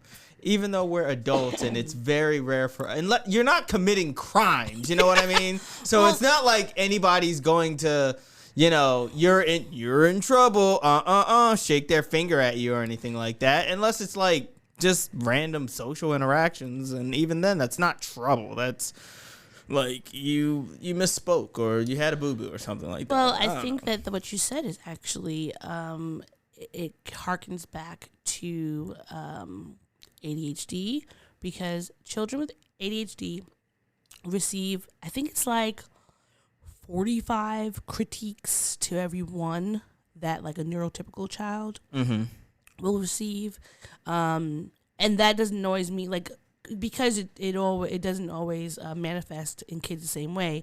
It may not be that the child is like constantly running around the room or something, or being very chatty. They could just be like very like lost in space. And I did get like, you know, a lot of critiques as a kid because I was doing things that would be like, what are you going on? Like, and never having any rhyme or reason to why I was doing it. It just happened. And there's like something called RSD, which is rejection sensitivity disorder or dysphoria. I think it's disorder. And it's like, I don't think it's not just ADHD that people who have this, but it's like any critique, it's like painful. Like critiques, people yelling at you, being, you know, getting in trouble, those things just feel really strong. And so that's why I don't like confrontation. Yeah. I don't want to have an argument with someone, mostly because I don't feel like arguments are necessary. Mm-hmm. But that sort of the kind of like physical pain that arguments cause me, and the anxiety that they cause me, and how long it takes me to be able to decompress from those sort of situations, has always, like, once I got to the point where I could, I guess, figure out, like, this is something I should do and this is something I shouldn't, I just began overthinking and withdrawing. And not withdrawing, I think, in other ways, because I think that most people who know me would say that, like, I talk a lot, that I'm very, like, bubbly, and probably they know a lot about me. But in reality, they don't really know that much about me. They know very surface level things, and anything that would probably be public information. And then, like, you know, I might throw in an anecdote or something, but there are very few people who really know the depths of of things that have happened to me in the past, or even like if I'm having a very like difficult emotion, they wouldn't know, because I think a lot of people, only person in my life, there's probably like 2 people in my life who do not see me as a robot. My best friend Lauren and my older sister, because they know that my true personality is not robotic. I'm a very emotional person. Mm-hmm. In all, my emotions span all the feelings wheel. Mm-hmm. But because so often that was looked down upon or got me in trouble or something, or, critiqued, I just no longer share my feelings. But I will say this, though. Like, it'll be a glorious day when you get to the point when you can feel free to emote on your own. I mean, I do emote. I don't believe you. The way your voice got high-pitched as I emote. A motherfucker. I do emote. I do. Just not, I don't feel that it is necessary to do that on your own by yourself. Even it's of course it's not necessary, but it could feel good. I don't enjoy crying. I don't enjoy feeling sad or angry. I don't enjoy those things. So I don't. It's but there's not a catharsis to it. Not for me, because those things don't go away. I'm just going to be sad the whole time. I'm just going to continuously be sad. If I'm I have very intense emotions. Mm-hmm. I do not want to be. I would much rather be intensely happy than be intensely sad. Because I will stick with whatever that emotion is, continuing it on. And I feel like there are appropriate times and spaces where I will be emotional in a sad way. But I don't think that there is anything. Doesn't necessarily have to be a funeral for you to. Yes, I know be that. Able to allow yourself the room and the space to feel. This is the thing. I can feel things on my own by myself, but I do not really like to bring up how I'm feeling or about things or bring up stuff that's happened, because more often than not, in my experience, people are going to disappoint me in the way that they respond. Mm-hmm. And I would rather not be disappointed by the people in my life. Okay, but what I'm talking about is less about bringing people into your emotional sphere, but allowing yourself to be able to emotionally express yourself by yourself, with yourself. Oh, I mean, I do that. When I'm by myself, I have a range of emotions. By myself, I'm very angry, I'm very sad, I'm very whatever the thing is, because I'm by myself and there's no one to distract me from the emotion or to be looking at me weird or to tell me I should calm down or I'm overreacting, etc., etc. I just have the emotion. When I'm with other people, I don't feel the need to do that. Now, my therapist, we are talking about what that means to not trust others with your feelings.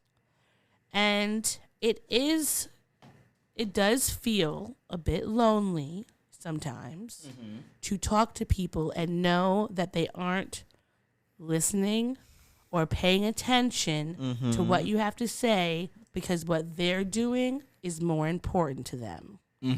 Hence why I keep things to myself, because I like to have people's full, dedicated attention when I'm talking to them, and most often that does not happen. So I would much rather keep it to myself. Right. But now, I know that was pointed at me. I didn't say you're the only. This is again. You could literally never be a spy. You literally couldn't. Because you make everything so hot. Nobody asked you to make observations. I'm all about transparency. No, and there's no need for you to make observations. Just continue on with what we're talking about. Yeah. Well, I can do both. I can be transparent, and I can continue to talk about what we've been talking about. Can you please do your thing, your part? My part in all You're this? impacting my mental health right now. Boy. Well, this has been a very stressful week for me. I have to I had a lot of work that wore me down, a lot of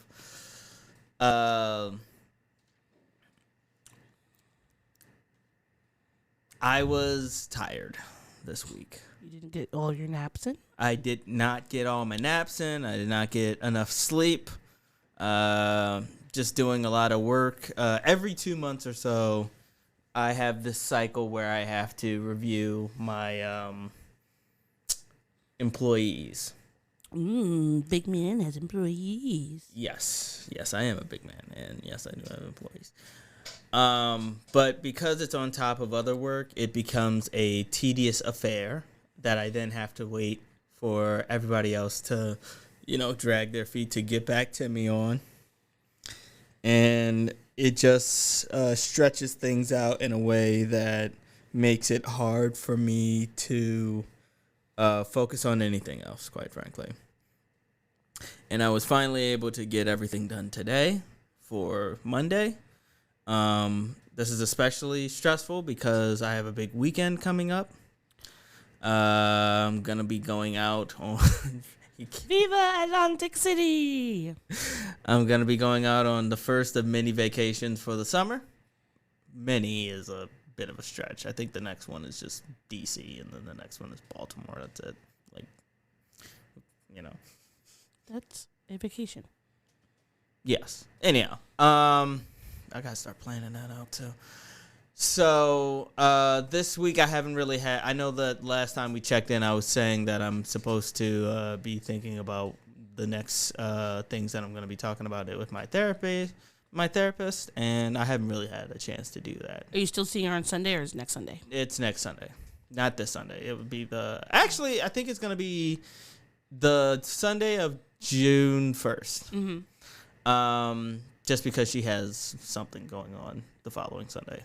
So, or June 5th, because the beach is June 4th, I believe, right? Yes. So, yeah, I'm looking forward to really figuring out what it is that I'm going to be honing in on next.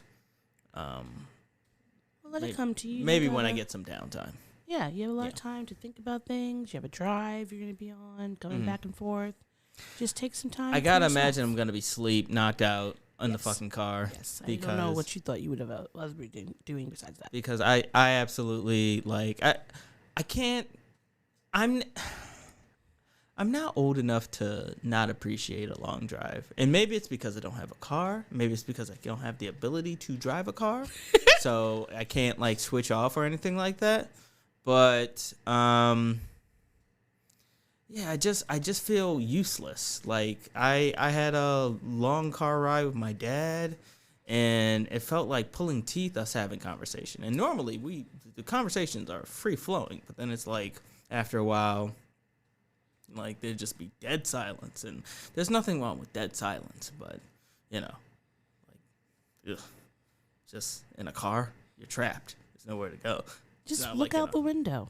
Yeah, I'd be looking out the window. I'd be saying that. Take a nap. Getting car sick. Well, you don't. Well, yeah. I can't. No, you can't. You can't take a nap if you're riding shotgun. I take a nap when I'm riding shotgun. You are the worst. Listen. If it's late at Even night, I understand that when you're riding shotgun, your responsibility is the radio.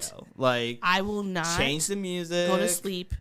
I will not. I will do my best not to go to sleep. I could put me in a car. And I'm going to sleep. Yes, put me in a car. I'm going to sleep too. Put me in a moving vehicle, and I'm gonna fall asleep. I have learned my lesson. Not all moving vehicles deserve my trips to the Sandman, because I fell asleep on trains and got robbed. I fell asleep. When did you get robbed? What, on wait. trains? I feel like you've told this before. Yes, I am. What did you get robbed of? Your headphones? Yeah, my headphones. Yeah. Yeah. I haven't. That's never happened to me. Thank God. Well, good for you. Thank you. But I think that you're gonna have a great time, and I think this is a good time for you to relax, get some downtime, think about what you want to talk about. You never know. Yeah. Anything else? No, that's pretty much it. Okay, good. I have. There was something. I saw a video on this, and I wanted to ask you if you've ever heard of something called avoidant personality disorder. Avoidant personality disorder. Does that just mean what it says? Like, there's a if you as a person. I'm going to tell you what it means. Okay, well, I'm using context clues. I have not heard of avoidant protective disorder, whatever it's called. Avoidant. Yes, the avoidant prosecutor disorder. Yeah. Yep, that's it. Yeah, thank you. Turn on Law and Order, and you're gonna see them right up. Okay. Okay, what is this? It's an enduring pattern of behavior related to social inhibition, feelings of inadequacy, and sensitivity to rejection that causes problems in work situations and relationships. The disorder is categorized by extreme shyness and sensitivity to criticism from others, and is known as a cluster C personality disorder, or one that involves anxious and fearful personality disorders. It's usually associated with conditions like anxiety disorders, social anxiety disorders, and people with it often have a fear of rejection or disapproval, which they experience as extremely painful. The disorder affects about 2.5% of the population, with roughly equal numbers of men and women being afflicted. When I was when I saw the video about this, I was just like, holy shit, is that me? I feel all these things. The symptoms include a need to be well-liked, lack of pleasure in activities, anxiety about saying or doing the wrong thing, being a people pleaser, avoiding making decisions, avoiding intimate relationships or sharing intimate feelings. The list goes on. There's a lot of things. But I was like, wow,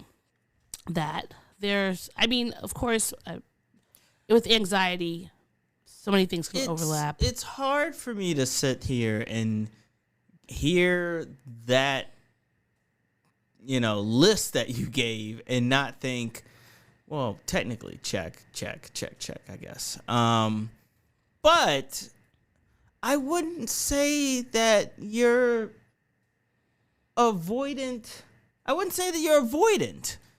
Because you leap head first into, you won't sit down.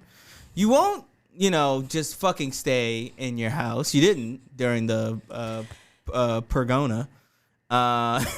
Again, I had a very, very sick relative that I went to Okay, all right. I don't understand. You've been using that excuse. That's not an excuse. That's where I went. Mm-hmm. I wasn't going on leisurely trips to London. Mm-hmm. Where else did you go? To see a friend whose mom was sick. And then where else? Those are the two. I know of like 3 trips. Okay, the last trip I took was I went to go to that Movies pop-up after. Yeah. Yep, you did. I went to a Movies pop-up. Yeah. Mm-hmm. I'm just saying that you can't be avoidant because you're. What are you avoiding? I think that you're not listening to any of the things. I heard all of those things. It's and yes, talking about avoiding just people. I didn't say I'm avoiding others. It's just talking about avoiding. Didn't you hear any of the other things? I heard the things, but what's upsetting me is that this should be renamed because it's very misleading. It's a very misleading thing. I heard all of the checks. Technically, if we're just going off of the checks that you just gave, the list of things. There's more on the list. There's a lot of basically the almost all the things that you said. That's you to a fucking T, almost. I think there might have been one thing that you said that I was like, not really. And it's not sticking in my head right now because I'm so fucking flustered by the word avoidant. What would you rather have it called? People pleasing disorder. People pleasing disease, or not disease, but like people pleasing disorder makes a lot more sense because you're not avoiding people. You're actively seeking out people's approvals without having to do the how do I say this? You want people to like you without having to do all of the intimacy that comes with maintaining and nurturing relationships, I would say. Like, you want people to just, like, take you as you are without having to, like, get into, like, all of the social nuances that comes with actually dealing with people on a day-to-day basis, or even in a relationship of any kind, like whether it be romantic, business, platonic, familial, like all that stuff causes you agita, but you want people to just like say, oh, Ode, I like Ode. Ode is fun and vivacious and all these other things like that. Like, so in that regard, yeah, I think this is you. If there are other things on this list that you didn't say that like don't match up, that's one thing. But like the 6 or 7 things that you said, like out of the 6 or 7, like 5 of them, I'm There's like a lot of them. Yeah. Anyway, I thought this was very interesting because I think that there are. I think I have touches of it too. I mean, there's lots of like. There's so many things here. Because I want people to like me. Yeah, I mean, I want people to like me, but more so, I think that trusting people to allow me to be my full self without having to pretend that I'm different in some way and just being myself is not something that I find easily, whether it's family, friends, romance, any of those things. People are picking and trying to shift things around and telling you you're doing something wrong. And so not having to deal with those sorts of situations makes me feel, I guess, a bit safer in some ways. But I can't say that it is not, doesn't make lonely sometimes. Yeah, which is almost catch-22, because you would feel more free not having to deal with all of these things, but you would feel lonely. But then you surround yourself with all these people, and you are anxious and stressed because you have to now deal with people. Yes, and I do love people. You know, like I love going to parties and like enjoying those, but then there's always that part of me in the back of my mind when I'm at a party or I'm in some sort of interaction, whether it's one-on-one or not, where I'm like, oh no, did I say the wrong thing? Is that person going to be mad at me? And those are, a lot of those things are just generalized anxiety and all the things that come with being a person that's neurodivergent and is constantly, has been told you're saying the wrong thing or you're being weird or whatever the case may be. But I think that finding this one and being able to pinpoint things that I really identified with was definitely helpful. Or not helpful, but I like having information. And so having information about things that I never heard about is helpful for me to kind of cope in situations.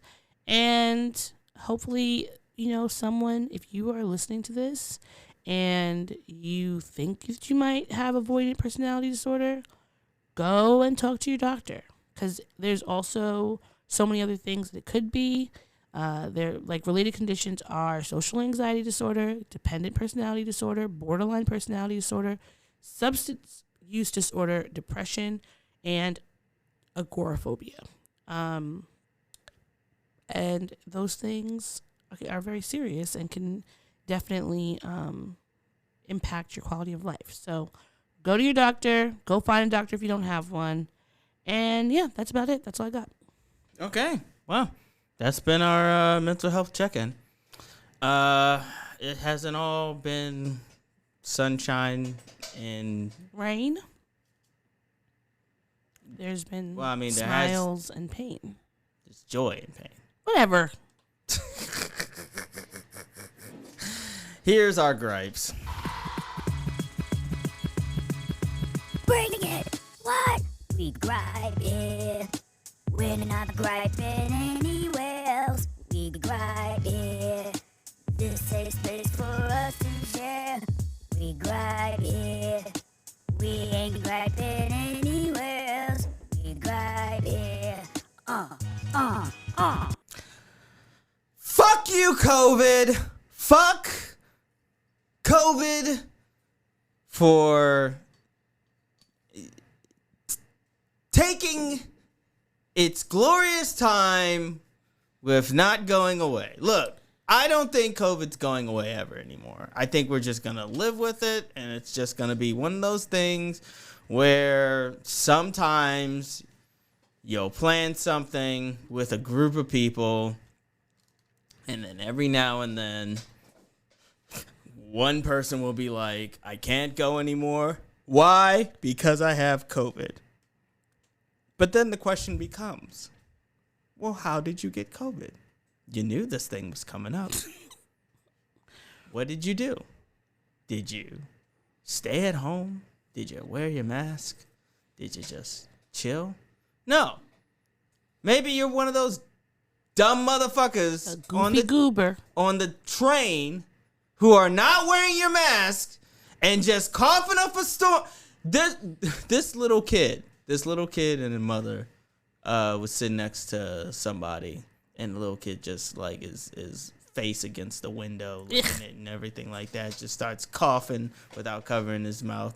The lady gets up and walks away, and rightfully so. And then they sort of stretch out a little bit, now that they have the extra space.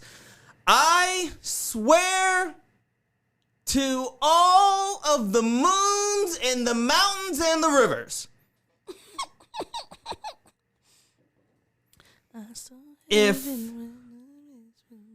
my plans for the summer get drastically changed because some motherfucker decided that they weren't gonna wear their masks, they weren't gonna quarantine, they weren't gonna just chill for a little bit, Just chill.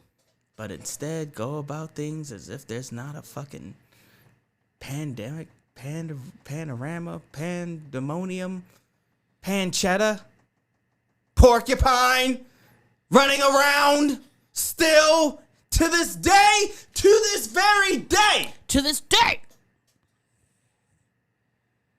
I'm gonna lose my fucking mind. So this is specifically for COVID and for the people catching it.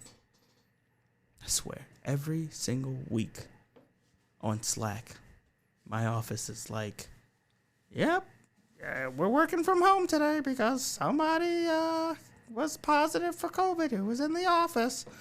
And all I'm saying in my mind is just like, why won't you just stop going into that fucking office? Nobody told you guys to make renovations. They're even planning on moving us to potentially like the 10th floor and just have like that entire floor. Oh, wow. Potentially. I don't know if it's the 10th floor. It's one of the floors where it's like that entire floor is basically like the floor. Yeah. Because we need more office space. Because of all the people that Because of all of the people that we are hiring. Because by the end of the year, we are going to run out of space for people. We're running low on space.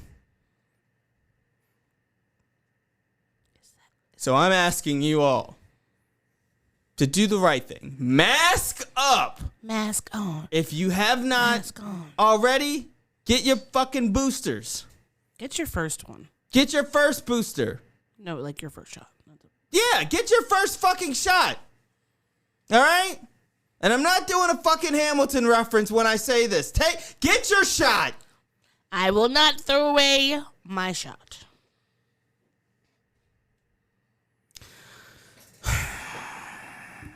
Is that it? I think so.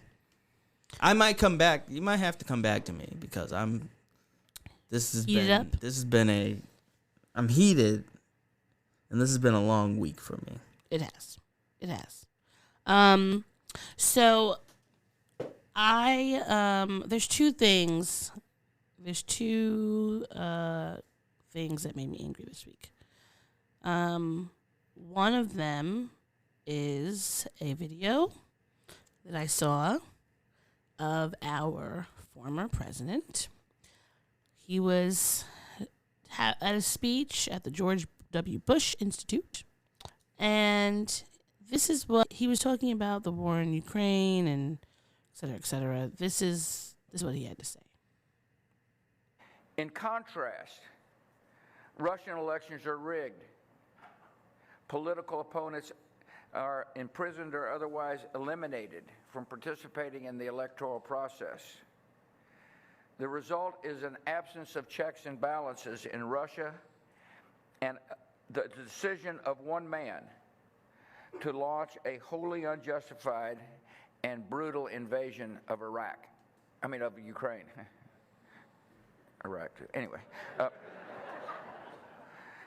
75.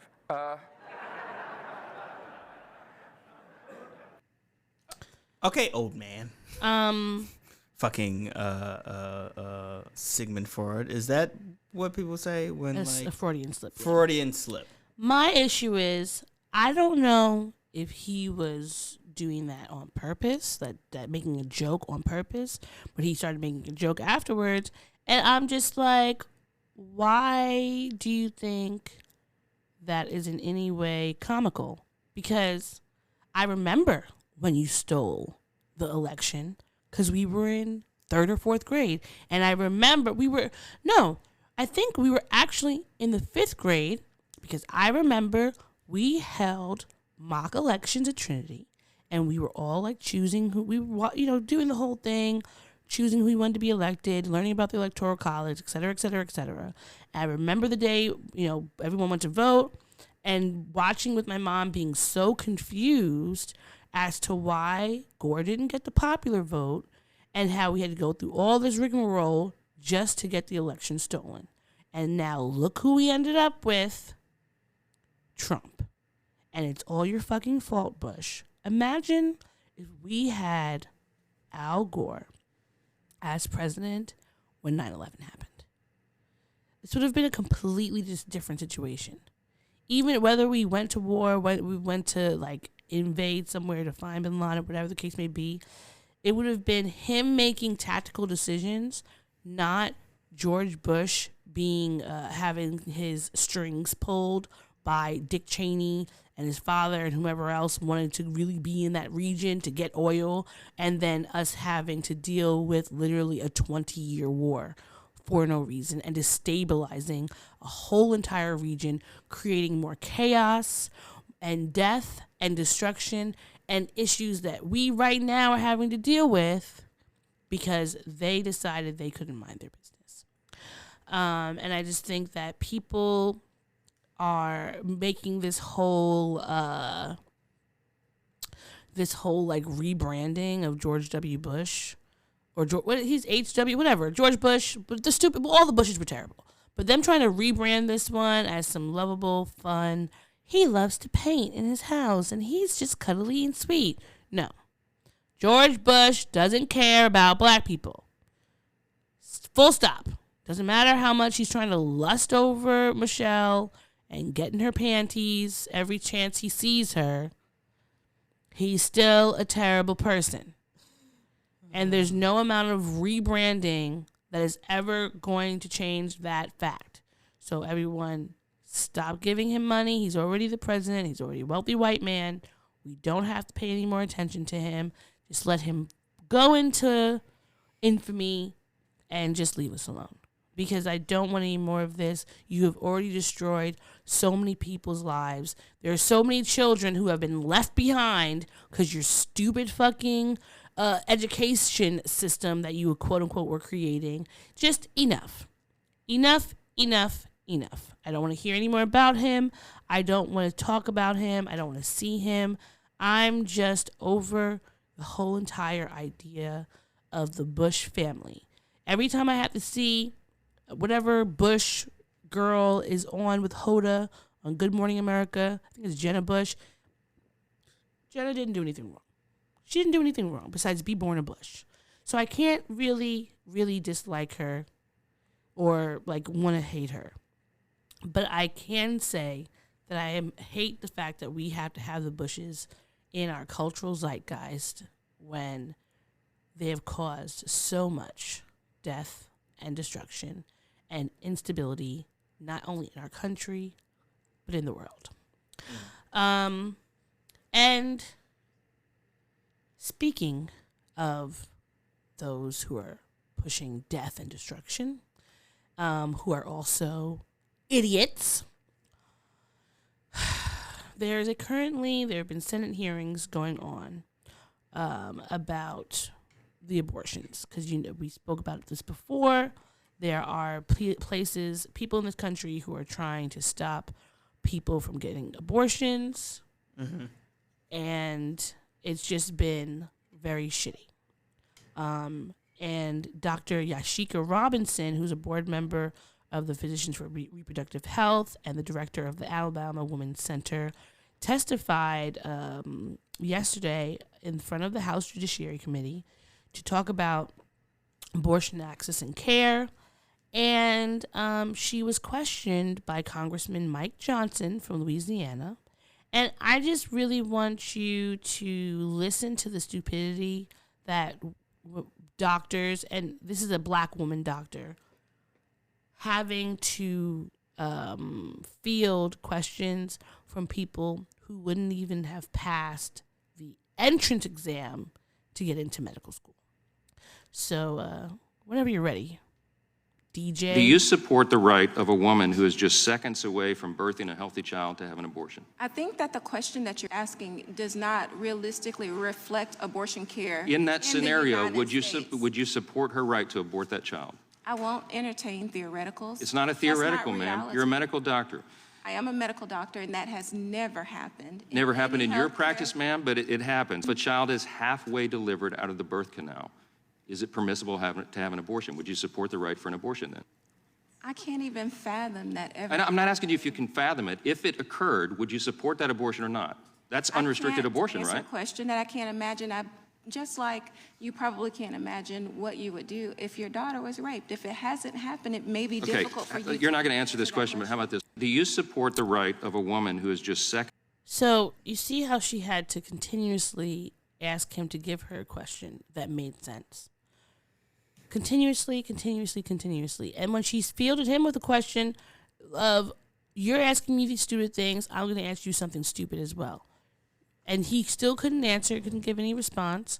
And that is just all that these Republicans do. They sit there like children, asking you stupid questions, giving you stupid responses, and then throwing tantrums when you don't respond in the nonsensical way that they want you to. I don't want to be here anymore. I want the aliens to come and just take us back. I was reading this article that was talking about inferring if the Dogon tribe, and I can't remember, I think they're in Central Africa, and they are in the ethnic group of Kingdom of Dagbon in northern Ghana. But there is a theory that they come from the Sirius constellation, right? And they came here however many thousands of years ago and have, because of the things that are about them that are different than the other tribes of people that are near them, et cetera, et cetera, et cetera. And I would like to say that I really want this conspiracy theory to be true, because that would mean we have a mothership that could come and take our asses off of here. Perhaps this is why we have been treated so poorly in this world, because we just were not meant to be here. And we are just waiting for our mothership to come and get us and bring us home away from these ridiculous reptilian aliens. Because there's really nothing else. There's nothing else makes sense. You want to watch Battlestar Galactica after Of course you know I do. Of course I do. I was actually watching some Stargate this week because you know how much I love it. Yes, know. Of course. But I like watching shows like Stargate, and the idea that we could have like other civilizations that are like us, that are spread around the world or around the universes, that I could go to that would be different than this. Honestly, it's like my wet dream, because this place is just a trash bag ass place. Yes, it is. And it seems like it feels like we're in this kind of, my mom used to always say when I was younger, the pendulum always swings from the left to the right. And when it goes too far to one side, it goes back to the other side because balance, right? Yes. And it feels like right now we are searching for balance, but the conservative, crazy people are still trying to hold on to the remnants of their hold on society. And when I say crazy people, it's not just white folks. It's anyone who has had a unique privilege in this country that no longer wants it to be taken away. And I think everyone needs to think about themselves and the privileges that they have. If you are a straight person, if you are an able-bodied person, if you are a Christian, if you are middle class, if you there's so many ways that we have privileges, and there's so many ways that our privileges are built on problematic, toxic foundations. And in a world where people are currently trying to burn all of those down, I think there's so many people who are threatened by that and are now digging in their heels. Yeah. To not even just keep the world the way it was before, but to swing it into their favor so that only what they want or what they need is cared about. You And know what sucks? What? Even if we were in a dystopian future, which we are in a type of dystopian right now, we couldn't even we're not even close to being able to overthrow the fucking powers that be and eat the rich and do all that shit. No. You know? Because look at they've I turned would love us. nothing more than to take every billionaire, because billionaires should not exist. It should not. And just be like, oh, you reached $1 billion? All right, well, here's the lottery. And by the lottery, I mean Cheryl Silverstein's the lottery, and we just throw a bunch of rocks at you, and then I remember that story. and then all of your billions are disseminated to the American public. Okay, but not Beyonce. Jay-Z, yes, but you can't take Beyonce. Fine, if you're gonna, well, or Rihanna or Oprah. Okay, those three. Yeah, I'm saving them. Yes. Yeah, we'll save the holy trinity of Rihanna, Beyonce, and Oprah. Yes. The bro. Yeah, the bro. Okay. You just love making acronyms. That's your favorite thing. Yeah. Or what? You want to say Rob? I don't want to say any of those things. I don't want to make up a name for them. RBO. I think that instead of us shelling them with rocks, the lottery could be more so you're going to be able to start from keep zero again. Not from zero, but we're going to give you a good amount that you could be good for a while.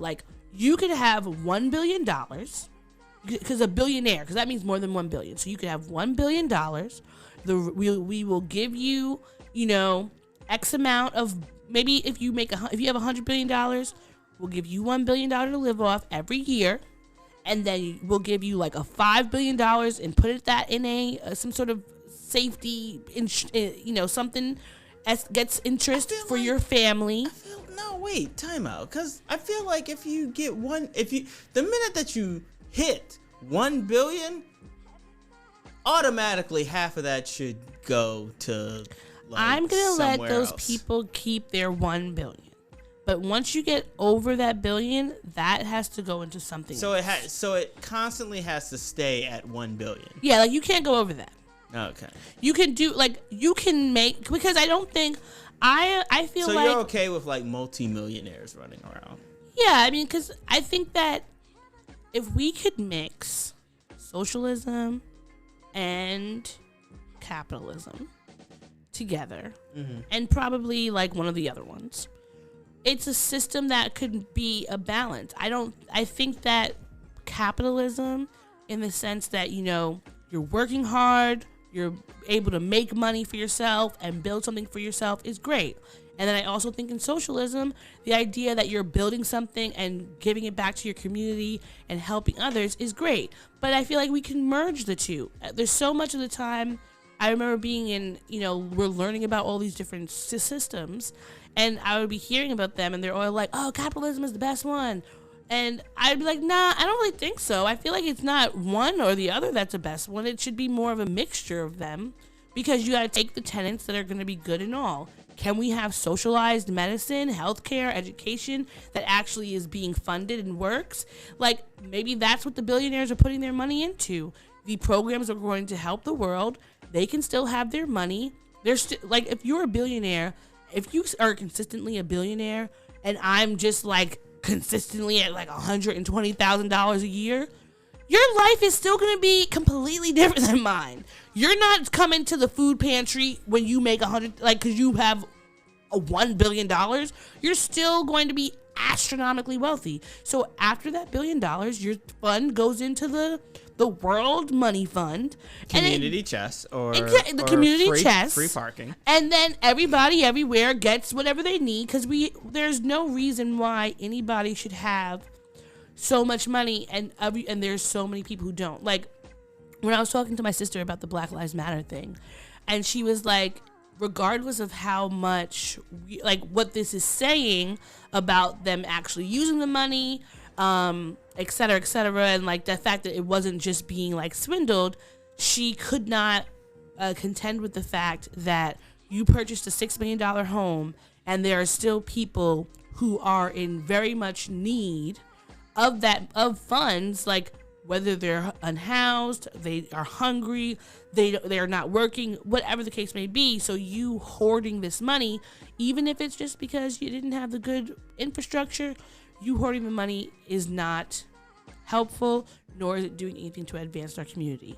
So it's not that I don't think that people shouldn't be able to buy nice things. I think that Black Lives Matter should be able to buy a house that they want and have it be a space that everyone can use, and maybe they live there and it can be nice. I don't think just because you are doing something that's like a non-for-profit or a non-profit or whatever that you should be like living in squalor. But with all this responsibility, with all this money, comes a great responsibility for your fellow person, because we are not living in individualistic societies. We are living in a community, a global community, and we have to act as such. And that's it. I misspoke. It was Shirley Jackson's The Lottery, not Shel Silverstein. Yeah, when you said Shel Silverstein, I was like, I remember reading that story, but I'm like, that doesn't sound like. Yeah. Look, I don't read as nearly as many books as. Well, I was gonna make a joke. I don't read nearly as many books as I should, realistically. So I don't know from authors. Okay. I said I wasn't. Shut up. I said I didn't make the joke. Anyhow, so pardon me for not knowing the correct person, but I still had the internet in order to figure it out. Yeah, is that everything? That's as it. far as okay. Yeah. Yes. All right. Well, if that is everything, then let's move on over to the things that made us happy. I'm the baby merchant. Tots are us. I give you all the service and no damn fuss. Give the baby merchant just a week or two. I'll have your baby for you. Do you want to go first? Yes. So I have my upcoming trip that I am excited for. I'm packed. It is a bachelor party for one of my pillars, Sam. Let's go, Sam! Yes. And I really, really hope that he enjoys his bachelor party. Me too. I think it's going to be really fun. You did a really good job planning it. You spent a lot of time. You did your research. And I think that you're going to have a great time. Yes. In addition to that, I will say, hearing that you have placed me on your list of people that you share your feelings with has made me happy.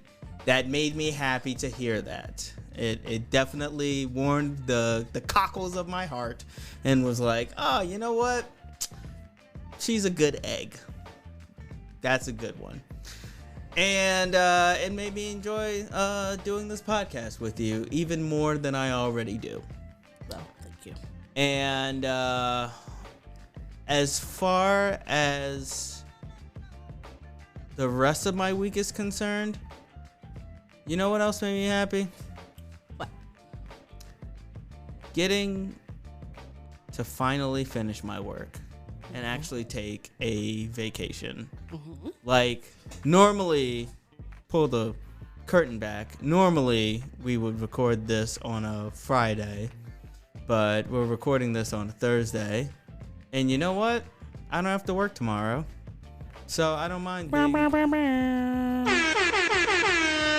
I'm not anxious about the department falling apart. Like, shout out to Manny and Kayla, who the other team members refer to as Mom and Pop. Shout out to y'all. Shout out to y'all. Shout out to the entire team. Devin, Tremone, Josie, Madison, Lita. Pretty sure I named everybody. Oh, Tristan as well. Shout out to y'all. Yay. And, and also I went to happy hour with my team, and it was a lot of fun. We went to Pioneers. It was a lot of fun. I miss Pioneers. I lost at pool. But I also won at Jenga. So, and it was like one of those big Jengas.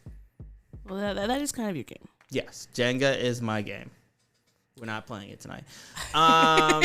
What made you happy this week? Well, number one, spending time with you.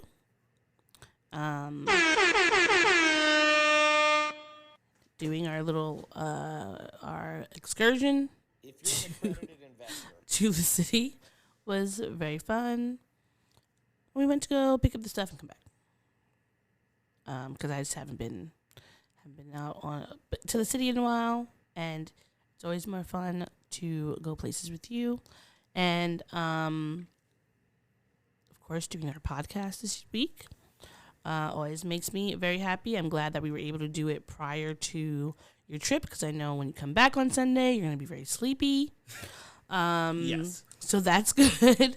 I'm glad I got to go back to therapy this week, because this was my on week with my main therapist, which is really great.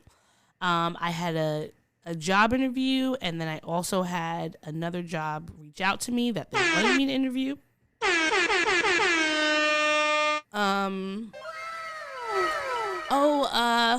I saw someone close to me who is having a baby.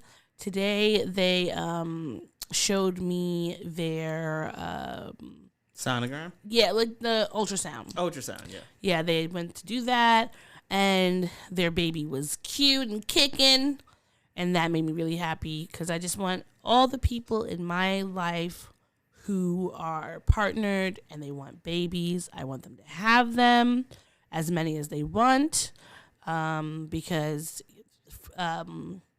that's just something that they want, and I want it for them. And of course, I love babies, and I can't wait to smell them. I can't wait to just snuggle them up. And I want them. I want to touch them and kiss them and hold them. And let's see, what else? What else made me happy? I cleaned up part of my apartment. I'm almost done. So that, that made me happy. I've been really consistent with just doing small things, like making sure that I'm washing the dishes before I leave the house. I'm trying to set a good example for the people who live in the house with me. They also have been doing their part, which is making me happy. They are? Well, for the most part. And I want to say that might be if there was something else, I'm blanking on it. Ted Lasso's been making me really happy. Yes, we've been watching Ted Lasso, and that is a joyous show. What was that movie we watched the other day? We watched the miniseries of Battlestar Galactica. No, but we watched a movie, I think, too. I thought we did. Maybe. What was it about? Honestly, I don't remember. You know how my brain works. Okay. I can't recall the information when I want it. It's only in random times. Yeah. So if we watched one, I was happy about that. But it's basically just been Degrassi. Oh yes, that's true. I did enjoy those. I enjoyed watching, as cringeworthy as they are. I have enjoyed watching Degrassi. They are so cringeworthy. Every episode, my goal is to get all my friends to start watching Degrassi so we can talk about how cringy and so how cringe. bad the acting is. So bad. Just, Drake should have won something, because I want to say Drake was good. He definitely learning how to play basketball in a wheelchair is dope skill. Yes, it was from the beginning to the end. He definitely grew and matured in his role, and yeah, he did spend a whole season in his wheelchair. Spent 3, right? Oh yeah, because it happened when he was in year 10. Season 4. It was year 10 to his year 12 or whatever, because then he had to do 2 year 12, so it was at least 3. And so I think that he did a really great job. But yeah, just spending time with you. I've been reading this book. I'm shut up. I'm doing things that are bringing me joy. Spending time with people who bring me joy. And that's it. I mean, hopefully this time next week, the joyful thing is I will have gotten a job offer that is they're paying me buku bucks, and it's a place that is going to be enriching and fulfilling and joyful, and hopefully we'll also have benefits. Yes, because you deserve benefits. Thank you very much. So yeah, that's about it. Yeah, I'm done. All right. Well, if that's everything, then that's everything. We will be back next week for another installment of the Black and Snerdy podcast. Until then, bye. Bye. Thanks for listening to the show. If you'd like to contact the podcast, you can reach us via email at blackandsnerdypodcast@gmail.com. You can also find us on Instagram and TikTok at Black and Snerdy Podcast, as well as on Twitter at Black and Snerdy. You can find me, Maurice, on all social media under the handle Licorish is Legit. That's LICORISH is legit. And you can find me on Instagram. It's that's OD THATSOD.E, and on Twitter THATSOD_E. And don't forget to rate, and subscribe to us. Tune in next time to the Black and Snerdy podcast, where nerds of a feather flock together. Remember? Bye. Boy. Not yet. No, this is keeping it. We're keeping this in. Don't forget to take your meds and your subs and drink water. Bye. Bye. I actually want to keep that.